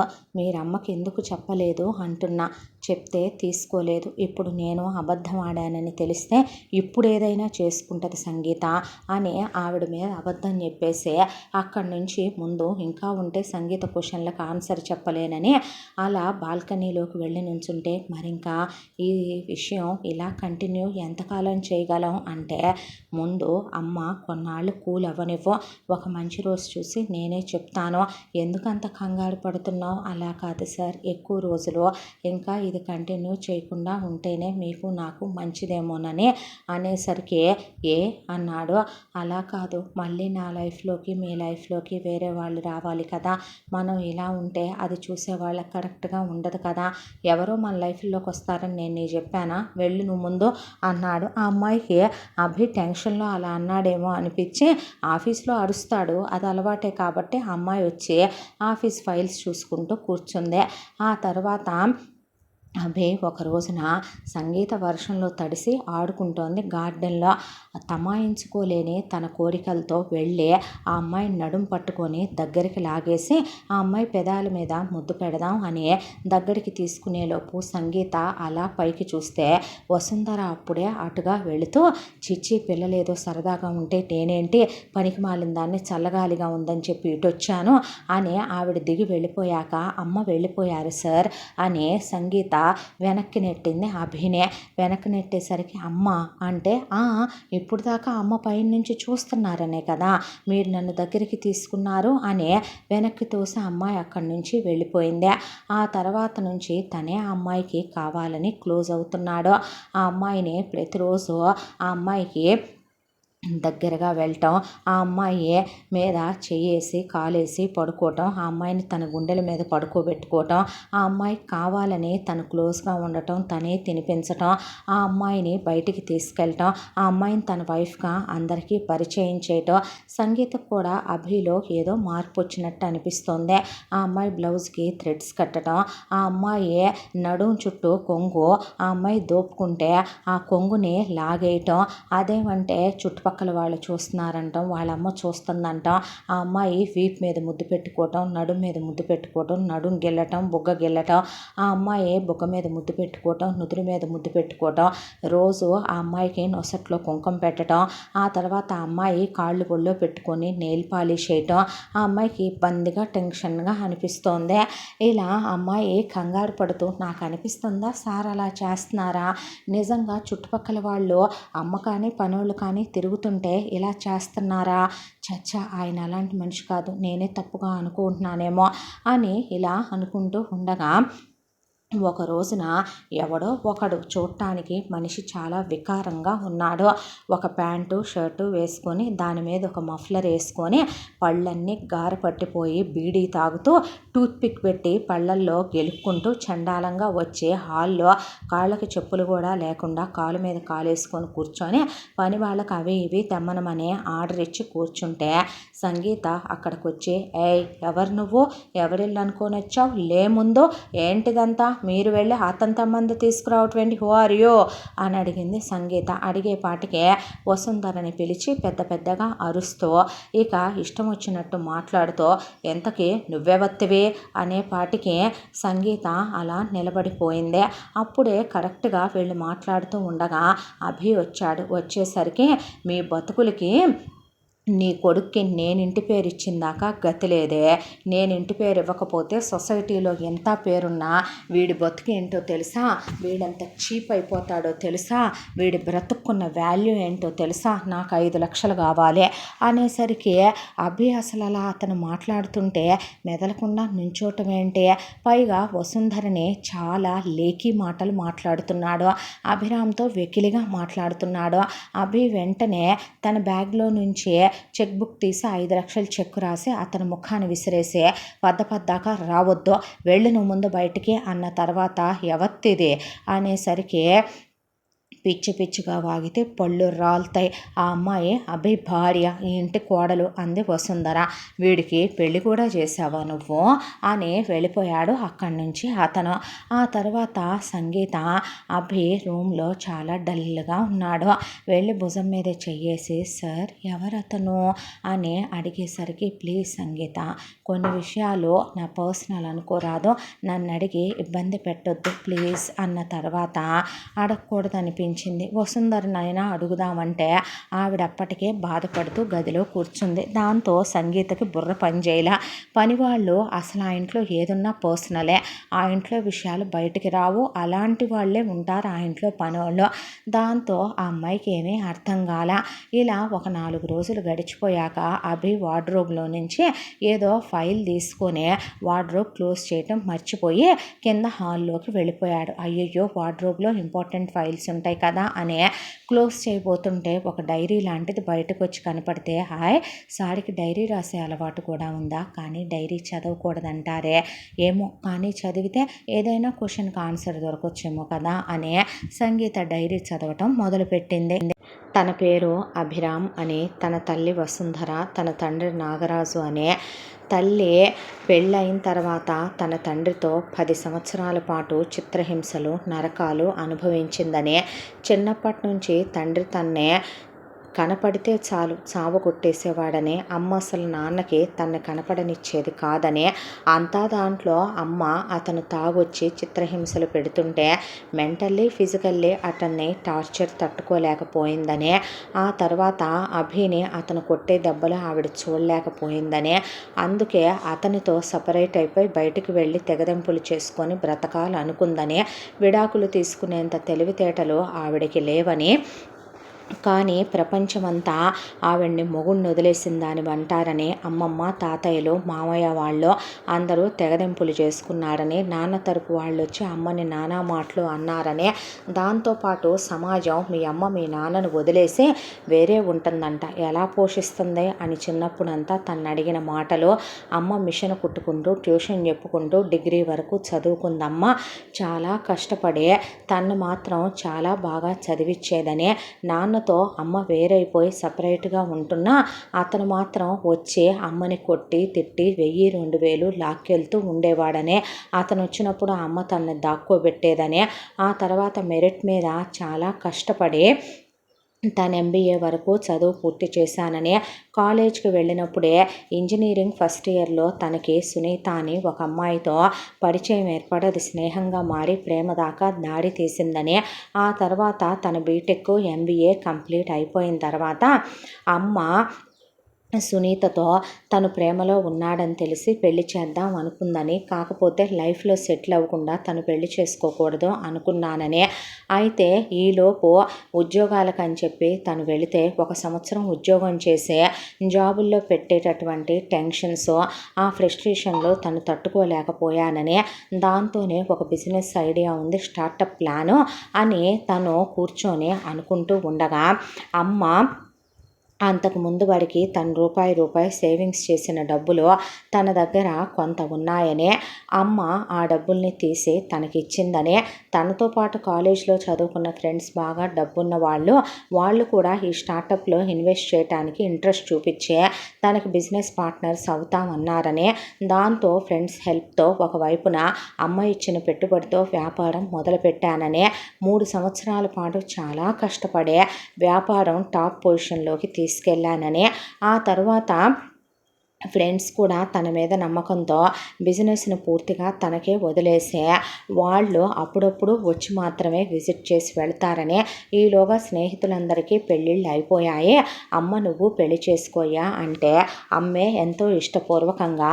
పెద్ద ఇల్లు అమ్మకి కట్టించి కారు కొని అంతా తను బిజినెస్ పెట్టి ఇదంతా సాధించిన తర్వాత సునీతనిచ్చి తనకి చాలా గ్రాండ్గా పెళ్లి జరిపించిందని, సునీతతో తంది చాలా అన్యోన్యమైన దాంపత్యమని, కాకపోతే బిజినెస్ని ఇంకా డెవలప్ చేయాలి అనే దాంతో ఫ్రెండ్స్ ఇండియాలో ఉన్న ఇది మేము చూసుకుంటాము, అబ్రాడ్ వెళ్ళాలనుకున్న వాటన్నిటికీ నువ్వే వెళ్ళు అభి, నీ అంత టాలెంటెడ్ మేం కాదురా, నీ అంత బాగా మేము మాట్లాడలేము అన్న తరువాత తను రెగ్యులర్గా అబ్రాడ్ కంట్రీస్కి వెళ్ళాల్సి వచ్చేదని, సునీతదే చాలా దుర్బుద్ధి, స్వార్థపరురాలు, మోసకారి, ఆ విషయం తను తెలుసుకోలేకపోయాడు. ఆమె మోసగత్తనే, ఆమె ఫ్యామిలీ కేవలం మనీ మైండెడ్ పర్సన్స్, ఆ మనీ కోసమే సునీత తన్ని పెళ్లి చేసుకుందనే విషయం గ్రహించలేకపోయాడు.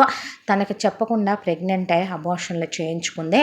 తన దగ్గర నుంచి లెక్కలేనంత డబ్బులు సైడ్ చేసి నగలు కొని లాకర్లో దాచుకుని చాలా అమౌంట్లు తన అకౌంట్లో నింపుకుంటూ వెళ్ళింది. ఆ తర్వాత వాళ్ళ అమ్మని, నాన్నని, అక్కని, చెల్లెళ్ళని అందరినీ మాట మాత్రం తనకి చెప్పకుండా సెటిల్ చేసుకొచ్చుకుంది.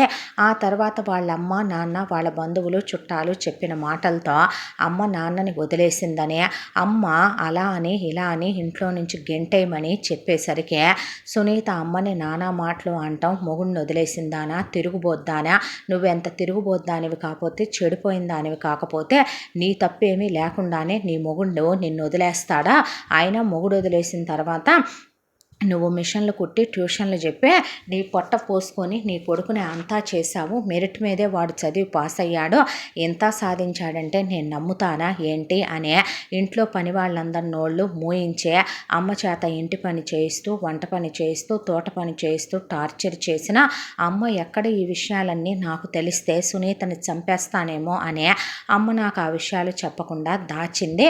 ఎప్పుడూ వచ్చినట్టే నాగరాజు డబ్బుల కోసం వచ్చేవాడు.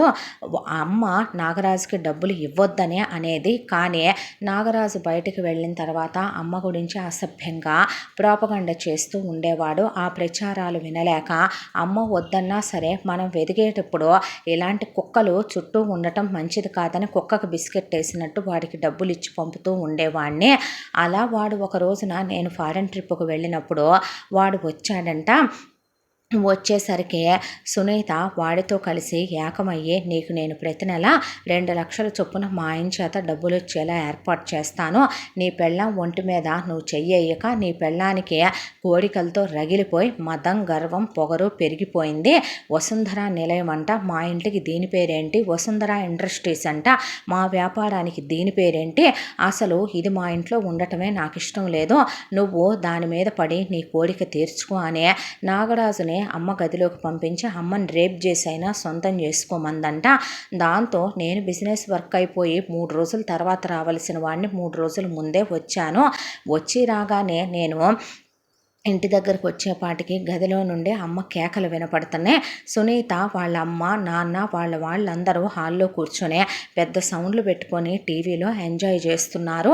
నేనేంటిదంతా అని చెప్పి నిలదీస్తే, పని వాళ్ళు ఇప్పటిదాకా చెప్పలేదు బాబు మీకు, పెళ్ళైన రోజు నుంచి ఈ అమ్మాయి మీ అమ్మగారిని పెట్టని నరకాలు లేవయ్యా, మీ అమ్మగారిని పని మనిషిని చేసింది, వంట మనిషిని చేసింది, తోటమాలిని చేసింది, వాళ్ళోళ్ళందరూ నానా మాటలు అంటున్నారు, అమ్మగారిని మొగుడిని వదిలేసి ఎలా ఉన్నావని, సుఖాలు ఎలా హద్దుల్లో పెట్టుకున్నావని, సుఖాలు ఎవరెవరితో తీర్చుకున్నావని పగలు మాత్రమే కొడుకు తెలుసు, రాత్రి తెలియదు కానీ కొడుకు స్కూల్కి వెళ్ళాక ఎవడెవడొచ్చి తలుపులు కొట్టేవాడనే అమ్మగారిని చాలా మాటలు అన్నారు బాబు, మీకు చెప్తే మీ ఇద్దరు విడిపోతారని, మీరు ఆ అమ్మాయిని ప్రేమించానన్నారని అమ్మ మీతో చెప్పలేదయ్యా అనేపాటికి ముందు తలుపులు బద్దలు కొట్టి నాగరాజును కొట్టి పోలీసులకు అప్పచెప్పాను. ఆ తర్వాత సునీతని ఏంటిదంతా అని ప్రశ్నిస్తే, మీ అమ్మ ఇంట్లో ఉండటానికి వీల్లేదు, మీ అమ్మ కావాలో నేను కావాలో తేల్చుకో, మీ అమ్మ పెద్ద తిరుగుబోద్ది కాబట్టే మీ నాన్న వదిలేస్తానంటున్నాడు, ఆ రోజు మొగుడిని వదిలేసింది ఇది, ఇవాళ డబ్బుల కోసం నిన్ను నన్ను కూడా దూరం చేయాలనుకుంటుంది, ఇది నువ్వు లేనప్పుడు నన్ను అలా అంటుంది ఇలా అంటుంది అని చెప్పిన మాటలకే కోపం వచ్చి నేను సునీత మీద చేయి చేసుకున్నాను.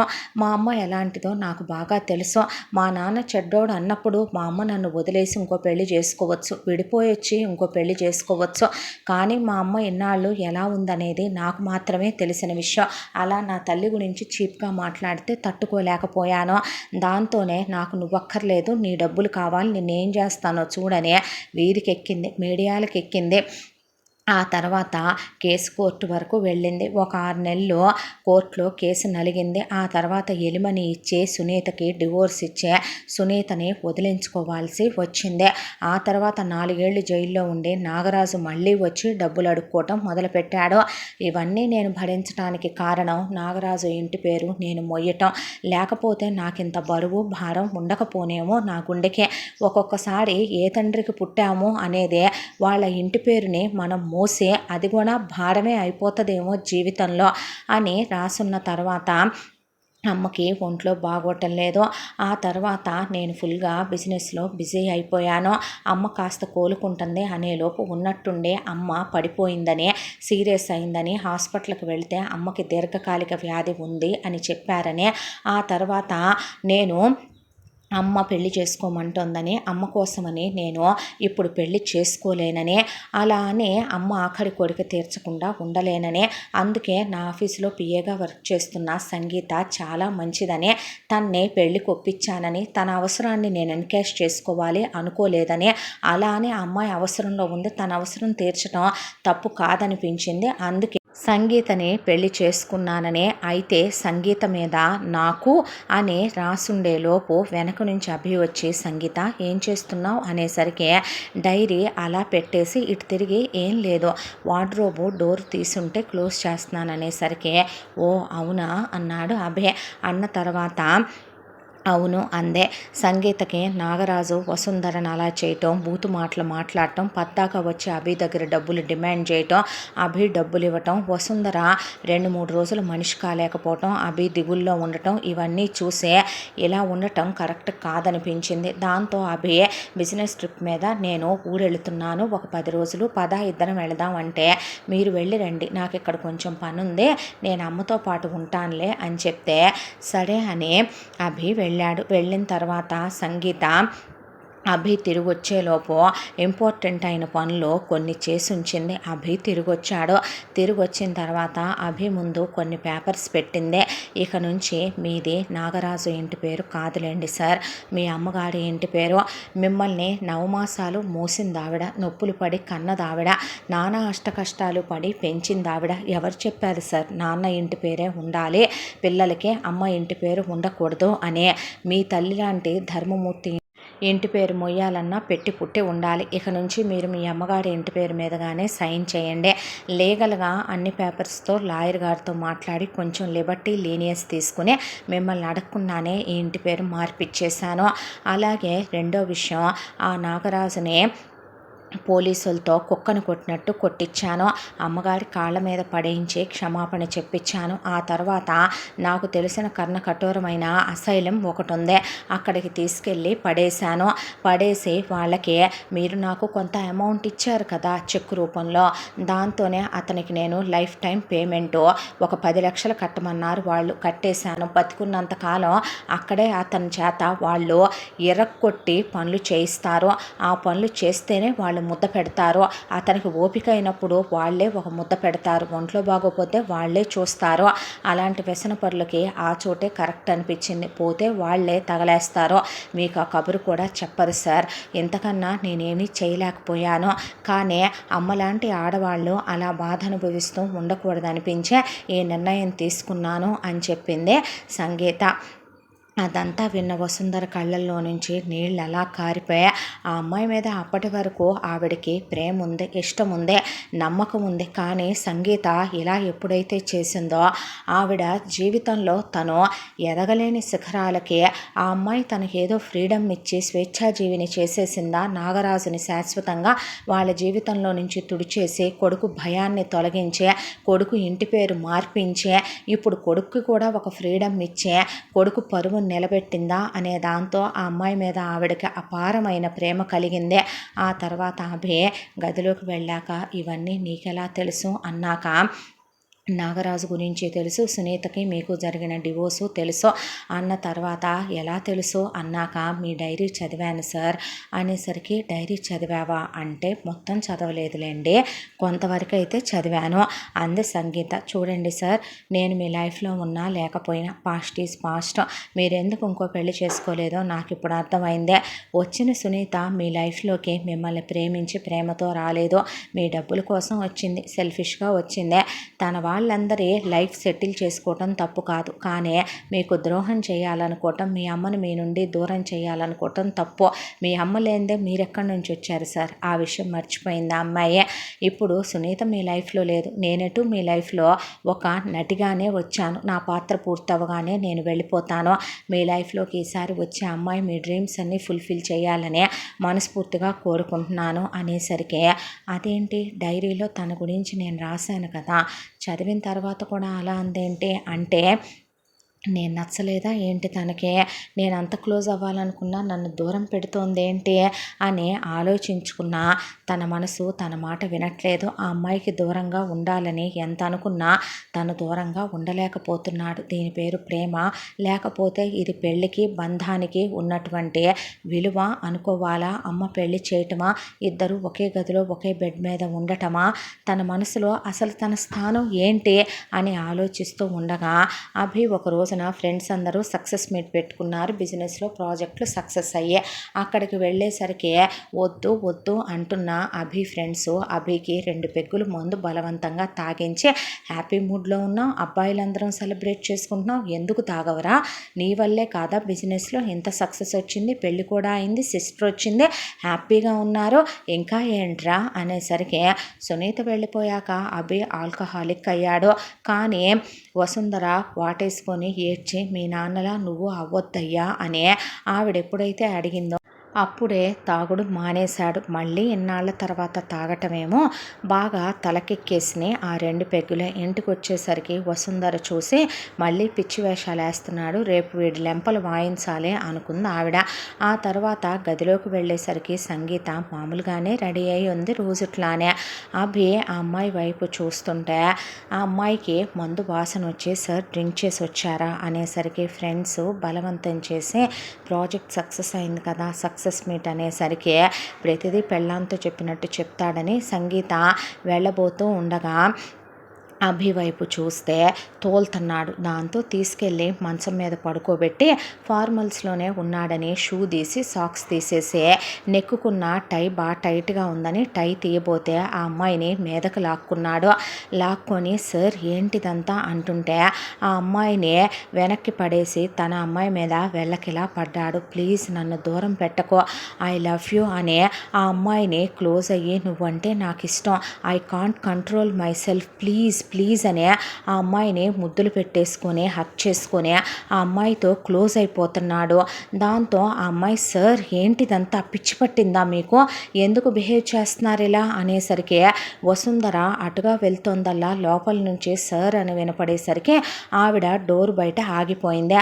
ఆగిపోయేసరికి, నువ్వు నా వైఫ్, మనకి పెళ్లి జరిగిందే సార్, ఇదంతా నటన, నిజం కాదు, అది మీకు తెలుసు, ఇదంతా అమ్మగారి కోసం చేశారు, తాగిన మత్తులో మీరు పిచ్చిగా ప్రవర్తించొద్దు ప్లీజ్ అనేసరికి ఆ అమ్మాయి చీర లాగేసి ఆ అమ్మాయితో క్లోజ్ అవ్వబోతుంటే సంగీతకి కోపం వచ్చి అభిని వెనక్కి తోసేసి లాగి చెంప మీద కొట్టేసరికి మత్తులో తూలిపడి మంచం మీద అలా పడుకుండిపోయే ఆ అమ్మాయి కోసం మళ్ళీ లేవబోతుంటే తోసేసి దుప్పటి మీద విసిరేసి సంగీత ఇంకా ఆ గదిలో ఉంటే ఏదో ఒకటి జరగచ్చు అనే దాంతో తలుపు తీసుకొని అలా బయటకు వచ్చి నిలబడేపాటికి ఎదురుగా వసుంధర నిలబడితే ఉలిక్కి పడింది సంగీత. వెళ్ళి బట్టలు కట్టుకోనరా అని డ్రెస్ చేంజ్ చేసుకొని వచ్చి హాల్లో కూర్చున్న తర్వాత ఏంటిదంతా అని అడిగింది వసుంధర. దాంతో జరిగిందంతా చెప్పింది సంగీత. చెప్పిన తర్వాత ఇందులో వారి తప్పు ఉందని అనుకోవటం లేదమ్మా, నేను ఏదో ఈరోజు తాగొచ్చారు, లేకపోతే వారెప్పుడు నాతో అలా బిహేవ్ చేయరు అని సంగీత మాట్లాడుతూ ఉండగానే ఇంత దాంట్లో అభి సంగీత పెళ్లి గురించి అప్పుడు అన్నిట్లో న్యూస్ ఛానళ్ళలో న్యూస్ పేపర్స్లో ఆ విషయం వచ్చిందే. ఆ విషయాన్ని సంగీత వాళ్ళది పల్లెటూరు కాబట్టి ఎవరూ పట్టించుకోలేదు. కానీ మీడియాలో ఎప్పుడూ ఫోన్లో ఉండే సంగీత చెల్లెలు మాత్రం ఆ విషయాన్ని చూసి సంగీత వాళ్ళ అమ్మ దగ్గరికి వెళ్ళి, నీ కూతురు చెడిపోయింది, ఎవడో డబ్బున్న వాడిని నీ కూతురు తగులుకుందే, వాడితో కాలు జారిందో కడిపే తెచ్చుకుందో, నీ కూతురు పిఏగా వర్క్ చేస్తున్నానని చెప్పింది, ఎక్కడి నుంచి తెచ్చిచ్చుద్ది నీ కూతురు అన్ని డబ్బులని నువ్వు నీ మొగుడు ఆలోచించుకోలేదు, బజార్ దానిలాగా దాన్ని వీధులకు వదిలేశారు, అది ఎలాంటిదని తెలిస్తే ఎవడైనా నన్ను పెళ్లి చేసుకుంటాడా, నా డబ్బులు నాకు పడేస్తే నేను అమెరికా వెళ్ళిపోతానంటాను, అందుకే ఇప్పుడు అది ఇదిగో వాడింట్లోనే ఉంటుంది అనుకుంటా, అందుకే అది ఈ మధ్య బాగా లెవెల్ పెరిగిపోయి వీడియో కాల్స్లో కూడా అది చాలా ఖరీదైన బట్టలు కట్టుకొని కనపడుతుంది అనేసరికి ఆవిడకి చివుక్కుమంది మనసు. పెద్ద కూతురు అలాంటిది కాదని, అమాయకురాలని, చాలా మంచిదని ఆవిడకి తెలిసి చిన్న కూతుర్ని తీసుకొని ఇక్కడికి వచ్చి సంగీత చెప్పిందంతా ఆవిడ విన్నదే. విన్న తర్వాత ఆవిడ లోపలికి వచ్చింది. తల్లిని చెల్లిని చూసిన సంగీత లేచి నిలబడితే, మా అమ్మ మా చెల్లి అని చెప్పింది వసుంధరతో. నమస్కారం అండి అంటే, జరిగిన దాంట్లో తప్పేదైనా ఉందంటే అని వసుంధర చెప్పబోతుంటే, వద్దండి, మా అమ్మాయి ఇదంతా చేసింది మా కోసమే, కన్న కూతురిని పెళ్లి చేసి అత్తారింటికి పంపించాల్సిన మేము, ఆడపిల్లని మా బ్రతుకు తెరువు కోసం ఉద్యోగాలకు పంపింది మేము, మా బిడ్డ వల్లే వాళ్ళ నాన్నకు ఆపరేషన్ అయిందే, మా బిడ్డ వల్లే మా అబ్బాయికి ఉద్యోగం రాబోతుంది, ఈ పనికి మాలిన దాని స్వార్థానికే, దీని అత్యాశకే అది ఉద్యోగానికి వచ్చి ఇవాళ అది ఇలా నటించటానికి ఒప్పుకుందంటే అది మా కోసమే, మీ అబ్బాయి మా అమ్మాయితో క్లోజ్గా ఉంటున్నాడని మా అమ్మాయి చెప్పిందే, మా అమ్మాయి తప్పుడుదో చెడ్డదో కాదండి, మీ అబ్బాయి ఏ ఉద్దేశంతో ఉన్నా సరే మేము ఇంకా మా అమ్మాయిని తీసుకెళ్ళిపోతాం, మిమ్మల్ని ఏమీ మేము తప్పు పట్టట్లేదండి, మా అబ్బాయికి ఉద్యోగం వచ్చిందే, రేపు మాపు మా పిల్లకి పెళ్లి చేసేస్తాం, సంబంధాలు కూడా వస్తున్నాయి, ఇన్నాళ్ళు పెళ్లి చేయకపోవటమే తప్పు అని పదమ్మ వెళదామన్నాక సంగీత ఆవిడ వైపే చూస్తూ తాళి తీసి ఇచ్చేసింది. వాళ్ళ బట్టలు కూడా తీసిచ్చేసి, నీ బట్టలు వేసుకొని రమ్మంటే, అది కాదండి, వద్దండి, మా హద్దులు మాకు తెలుసు, మాకు ఏమున్నా లేకపోయినా ఆత్మాభిమానం ఉందనే, ఇక మా అమ్మాయి ఉద్యోగానికి కూడా రాదని మీ అబ్బాయికి చెప్పండి, వారం రోజుల్లో పెళ్లి చేసి అత్తారింటికి పంపించేస్తాం అని చెప్పి ఆవిడ వెళ్ళిపోయింది. సంగీతం తీసుకొని, నేనే తప్పు చేయలేదమ్మా, నేను చెడిపోలేదంటే తెలుసు తల్లి నీ గురించి మాకు అని వాళ్ళ నాన్న అన్నయ్య జరిగిందంతా వినే వాళ్ళు ఏదో వాగపోతుంటే సంగీత చెల్లెలు దవడ బగలగొట్టాడు. వాళ్ళ నాన్న ఇష్టం వచ్చినట్టు అక్క గురించి మాట్లాడితే పళ్ళు రాలుతాయని. ఆ తర్వాత నెక్స్ట్ డే మధ్యాహ్నం 3ంటికి అభికి మెలకు వచ్చి జరిగిందంతా గుర్తొచ్చింది. దాంతో ఉలిక్కిపడి లేచి అలా బయటకు వచ్చి, ఏమైంది కనపట్లేదేంటి సంగీత సంగీత అంటూ, అమ్మ తనేది, ఎవరు, నీ కోళ్ళమ్మ అని నవ్వుతుంటే, తన నా కోడలు కాదు కదరా, ఎలా ఉంటుంది నా ఇంట్లో అన్న తర్వాత అమ్మ అనేసరికి, ఎందుకు చేసావు అభి ఇలా, ఎందుకు నటించావురా, కానీ ఒక్కటి అడగనా, నటించావు, తన్ని తీసుకొచ్చావు, మరి తనతో ఎందుకంత క్లోజ్ అయ్యావు, నేను గమనిస్తూనే ఉన్నా, నువ్వు అమ్మాయిలకి ఎంత దూరంగా ఉంటావో నాకు తెలుసు, సునీత వెళ్ళిపోయిన తర్వాత నేను చాలామంది అందగత్తెల్ని తీసుకొచ్చా, నువ్వే తలుచుకుంటే రోజుకి ఇంతని పడేసే చాలామంది గర్ల్స్తో అమ్మాయిలతో తిరగొచ్చు, తాగావేమో కానీ ఎప్పుడు నువ్వు అమ్మాయిలతో అంత క్లోజ్గా లేవో, ఎందుకురా తన్ని ప్రేమించావా అని అడిగింది వసుంధర. తల దించేశాడు అభే. మరి ప్రేమించినప్పుడు ఆ విషయం నాకు చెప్పాలిగా, తనకి చెప్పాలిగా, పోనీ తనకైనా నీ మనసులో మాట చెప్పాల్సిందేమో కదో, నేను నీకు తనకి పెళ్లి చేశాను కదరా, నువ్వు 3 ముళ్ళు వేశావు, నువ్వు అగ్ని చుట్టూ తిరిగే ప్రమాణాలు చేశావు, అరుంధతిని చూసావు, మరి ఇప్పుడు ఆ అమ్మాయి నీ భార్య కదరా, అలాంటిదే ఆ అమ్మాయితో ఎందుకు రాత్రి నువ్వు అలా ప్రవర్తించావు, అదేదో ఆ అమ్మాయితో నువ్వు నీ మనసులో మాట చెప్పి ఉంటే బాగుండేదిగా, ఎందుకు చెప్పి క్లోజ్ అవ్వలేకపోయావు అభే, నేను సెకండ్ హ్యాండ్ గాడిని కదమ్మా, నేను రెండో పెళ్లి వాడిని కదా, మరి అలాంటప్పుడు మనసుని నియంత్రించుకోలేకపోయాను మమ్మీ, తను నాకు ఎంత నచ్చేసిందంటే నీకు మాటల్లో చెప్పలేనమ్మా, తను లేనిదే బ్రతకలేనంత అనే ఆవిడ్ని కౌగిలించుకొని ఏడ్చేశాడు. ఆ తర్వాత ఆవిడ తాళి చేతిలో పెడితే, నేనంటేనే ప్రేమ ఉంటే, నేనంటే తనకే నా మీద ఏ ప్రేమ మమకారం లాంటివి ఉన్నా ఈ తాళి తీసిచ్చి వెళ్ళిపోయేదా అమ్మా? అభి నా కోపం తెప్పించకో. సంగీత దృష్టిలో నిజం చెప్పాలంటే ఆ అమ్మాయి ఫేస్ చేస్తున్న వాళ్ళ ఫ్యామిలీ ప్రాబ్లమ్స్ ముందు నీలాంటి డబ్బున్న అబ్బాయి ఆఫర్ చేసి నటించమని ఇంటికి తీసుకొస్తే అలాంటి పిల్ల ఏమనుకుంటుందే? నటనే అనుకుంటుందే. నువ్వు ఆ అమ్మాయికి నీ మనసులో మాట చెప్పకుండా క్లోజ్ అవుతుంటే ఆ అమ్మాయి ఏమనుకుంటుందే? నువ్వు వాడుకొని అవసరానికి వదిలేస్తావేమో అనుకుంటుందే. నువ్వు ఎంతసేపు నాకు చెప్పకుండా సీక్రెట్గా నీ రిలేషన్షిప్ మెయింటైన్ చేద్దాం అనుకున్నావే కానీ నలుగురికి తెలిసేలా అమ్మాయి నీ భార్యనే నువ్వు ఎవరికి చెప్పలేదు కదయ్యా అన్నతో తను డైరీ చదివిందమ్మా. తను పూర్తిగా చదవలేదు అభే. తను ఎంతవరకు చదివిందో నాకు చెప్పింది నిన్న. తను ఎంతవరకు చదివిందంటే సంగీతం మీద అన్నంతవరకే చదివింది. అంతకు మించి నువ్వు వెనకాలే వచ్చేసరికి డైరీ భయపడి అక్కడ పెట్టేసి చదవలేదురా. అన్నాక ఆ అమ్మాయి నీ భార్య అయితే నువ్వు వదిలేసుకోవటమే ఏంటి? గడిచిపోయిన జీవితంలో ఉన్న సునీతను తలుచుకుంటూ నువ్వు నీ లైఫ్ నాశనం చేసుకోవటం ఏంటి? మీ నాన్న వల్ల నేను ఏ రోజు సుఖపడింది లేదయ్యా. ఏ రోజు ఆనందంగా ఉన్నది లేదు. ఒక్కరోజు కూడా అతను నన్ను భార్యగా దగ్గరికి తీసుకోలా. నా కన్నీళ్లు తుడవలా. తిన్నావా తినలేదా అని అడగల. నా ఒంట్లో ఉన్న ఎముకలన్నీ విరిగిపోయి తిరిగి అతుకులు వేయించినాయరా. నీ లైఫ్ అలా కాకూడదనుకున్నాను. ప్రేమించానన్నప్పుడు సునీతతో అందుకే పెళ్లి చేశా. తను పెట్టిన బాధలు అందుకే భరించా. అలాంటిదే ఇప్పుడు నిజంగా దేవతలాంటి అమ్మాయి వస్తే వదిలేసుకోమని నేనే కాదు ఏ తల్లి చెప్పదో. వెళదాం పద, వెళ్ళి వాళ్ళ ఇంట్లో వాళ్ళ అమ్మా నాన్నలతో నేను మాట్లాడతాను అని వసుంధర నెక్స్ట్ డే అభిని తీసుకొని బయలుదేరింది సంగీత వాళ్ళ ఇంటికి. వీళ్ళు వెళ్ళేసరికి పెళ్లి చూపుల వాళ్ళు వచ్చి కూర్చున్నారు. వసుంధర వెళ్ళగానే వాళ్ళందరినీ చూసిన తర్వాత అక్కడికి వెళ్ళి సంగీత వాళ్ళ అమ్మ నాన్నల దగ్గరికి జరిగింది ఏదైతే ఉందో ఆ తప్పుకి నన్ను మా అబ్బాయిని మీరు క్షమించండి, మీతో నేను పర్సనల్గా మాట్లాడాలనుకుంటున్నాను అని వచ్చిన పెళ్లి చూపుల వాళ్ళని కొంచెం మేము మాట్లాడుకోవాలి మీరు వెళతారా అని బయటికి వెళ్ళాక ఆవిడ డోర్ లేసి కూర్చుని నా లైఫ్లో జరిగిన విషయం ఇదండి. అందుకే మా అబ్బాయి ఇన్నాళ్ళు నా భర్తతో చాలా టార్చర్ అనుభవించాడు. మీ అమ్మాయి వల్ల అతని నరకం నుంచే మేము పూర్తిగా బయటపడ్డాం. నా కొడుకు చాలా మంచోడు. మా అబ్బాయి జీవితంలో అంతకుముందు ఒక అమ్మాయి వచ్చి ఇలా చాలా పెయిన్ తీసుకున్నాడు.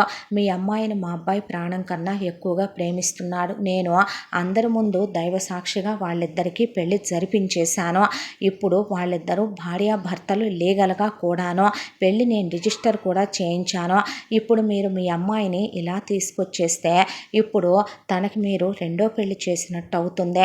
నా కొడుకు మీ అమ్మాయిని చాలా బాగా చూసుకుంటాడు. మిమ్మల్ని నేను అడుగుతున్నాను, సంగీత లాంటి బంగారు తల్లిని నా కోడలుగా కాదు నా ఇంటికి పంపిస్తారా కూతురిగా అని అడిగింది వసుంధర.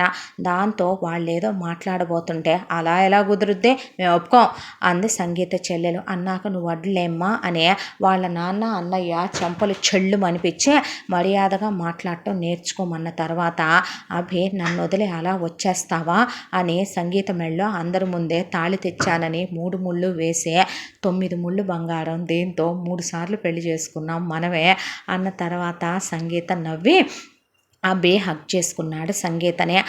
నా చెల్లెలు ఏం చేసినా మా కుటుంబం కోసమే. నేను గవర్నమెంట్ ఉద్యోగం పిచ్చిలో పడిపోయి తాగుడికి అలవాటైపోయి ఫ్యామిలీని పట్టించుకోకపోవటం వల్లే కదా ఇది దరిద్రపు దయ్యి పద్దాక మా నాన్నని నానా మాటలు అంటం వల్ల మా నాన్నకి నేను ఇలా అయిపోయాననే దిగులతో యాక్సిడెంట్ అయ్యే మా కుటుంబాన్ని పోషించాలని వచ్చిందే తప్ప మా చెల్లెలు తప్పులు చేసే మనిషి కాదు, తప్పుడు మనిషి కాదని మాకు బాగా తెలుసు అన్నాడు సంగీత అన్నయ్య. ఆ తర్వాత సంగీత వాళ్ళ నాన్న నేనేమి చెల్లిని అమెరికా పంపాలనుకోవట్లేదమ్మా, నువ్వు అమెరికా వెళ్ళటానికి ఇచ్చిన డబ్బులతో ఒక సంబంధం చూద్దామనే అనుకున్నాను. ఇప్పుడు నిన్ను చూడటానికి ఆ అబ్బాయి వచ్చాడు కదా, ఆ అబ్బాయి చాలా మంచోడు, ఆ అబ్బాయితోనే చెల్లికి పెళ్లి కుదిర్చేసి పెళ్లి చేసేస్తాను అనే సంగీతని తీసుకెళ్ళండి అని వసుంధర అభికి అప్పచెప్పారు. ఆ తర్వాత సంగీత చెల్లెలు ఏడ్చినా మొరపెట్టినా ఆ అబ్బాయి వాళ్ళకి ఇది మొకురు గొడ్డు, మీరు దీన్ని ఎలా కంట్రోల్లో పెట్టుకుంటారో మీ ఇష్టం, బీటెక్ అయిపోయింది ఉద్యోగానికి పంపించండి, ఇంట్లో మాత్రం ఖాళీగా ఉంచొద్దు, అల్లుడు 2 ఏళ్ళు తిరిగేసరికి 2 నుంచి 3 పిల్లల్ని ప్లాన్ చేసుకో అని చెప్పి సంగీత అంతకుముందు ఇచ్చిన డబ్బుల్లో ఏ డబ్బులు పెట్టయితే చెల్లెల్ని అమెరికా పంపాలనుకుందో అయ్యే కట్నం బంగారం కింద ఇచ్చేసి సంగీత చెల్లెలకి పెళ్లి చేసి అత్తారింటికి పంపించేశారు. సంగీత వాళ్ళ అన్నయ్య జాబ్‌కు వెళుతూ ఉండగా ఒక అమ్మాయితో అక్కడ పరిచయం అయ్యింది. ఆ అమ్మాయినే ఆ అబ్బాయి ప్రేమించి పెళ్లి చేసుకున్నాడు. ఆ తర్వాత అమ్మా నాన్నల రెస్పాన్సిబిలిటీ నేను చూసుకుంటానన్న అభి, నేను కూడా ఈ ఇంటికి కొడుకునే, నువ్వు మాత్రమే కాదు అని వాళ్ళకి మళ్ళీ ఒక ఇల్లు కట్టించి, సంగీత వాళ్ళ నాన్నకు ఒక సూపర్ మార్కెట్ పెట్టించి వాళ్ళ లైఫ్ కూడా సెటిల్ చేసి, నువ్వు మాత్రం ఎన్నని చూసుకుంటావు అన్నాడు సంగీత వాళ్ళ అన్నయ్యని. ఆ తర్వాత ఇప్పుడైనా హనీమూన్కి వెళ్ళిరానా అమ్మ, చాలా క్రేవింగ్గా ఉందంటే వసుంధర నవ్వితే సంగీతం తీసుకొని హనీమూన్కి వెళ్ళి చాలా క్లోజ్గా ఉండే ఇద్దరు చాలా సంతోషంగా ఉండే. ఆ తర్వాత డైరీ చదివిన దానివి మొత్తం చదవాలి కదే పిచ్చిదానా అనేసరికి ఏముంది ఆ డైరీలో అంటే డైరీ చేతికిచ్చాడు.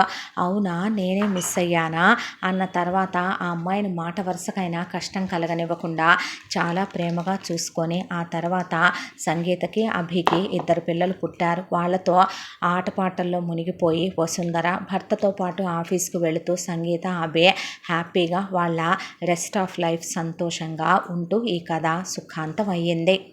ఇంతటితో ఈ కథ పూర్తి. మళ్ళీ మరొక మంచి కథతో కలుసుకుందాం. తప్పకుండా మన ఛానల్ని లైక్ చేయండి, షేర్ చేయండి, సబ్స్క్రైబ్ చేయండి, బెల్ ఐకాన్ క్లిక్ చేసి ఆల్ అనే బటన్ని ప్రెస్ చేయడం మర్చిపోకండి. ఇంత మంచి కథను మనకు అందించిన కథా రచయిత్రి సాయి లలిత గారు. మరో మంచి కథతో కలుసుకుందాం. Thank you so much.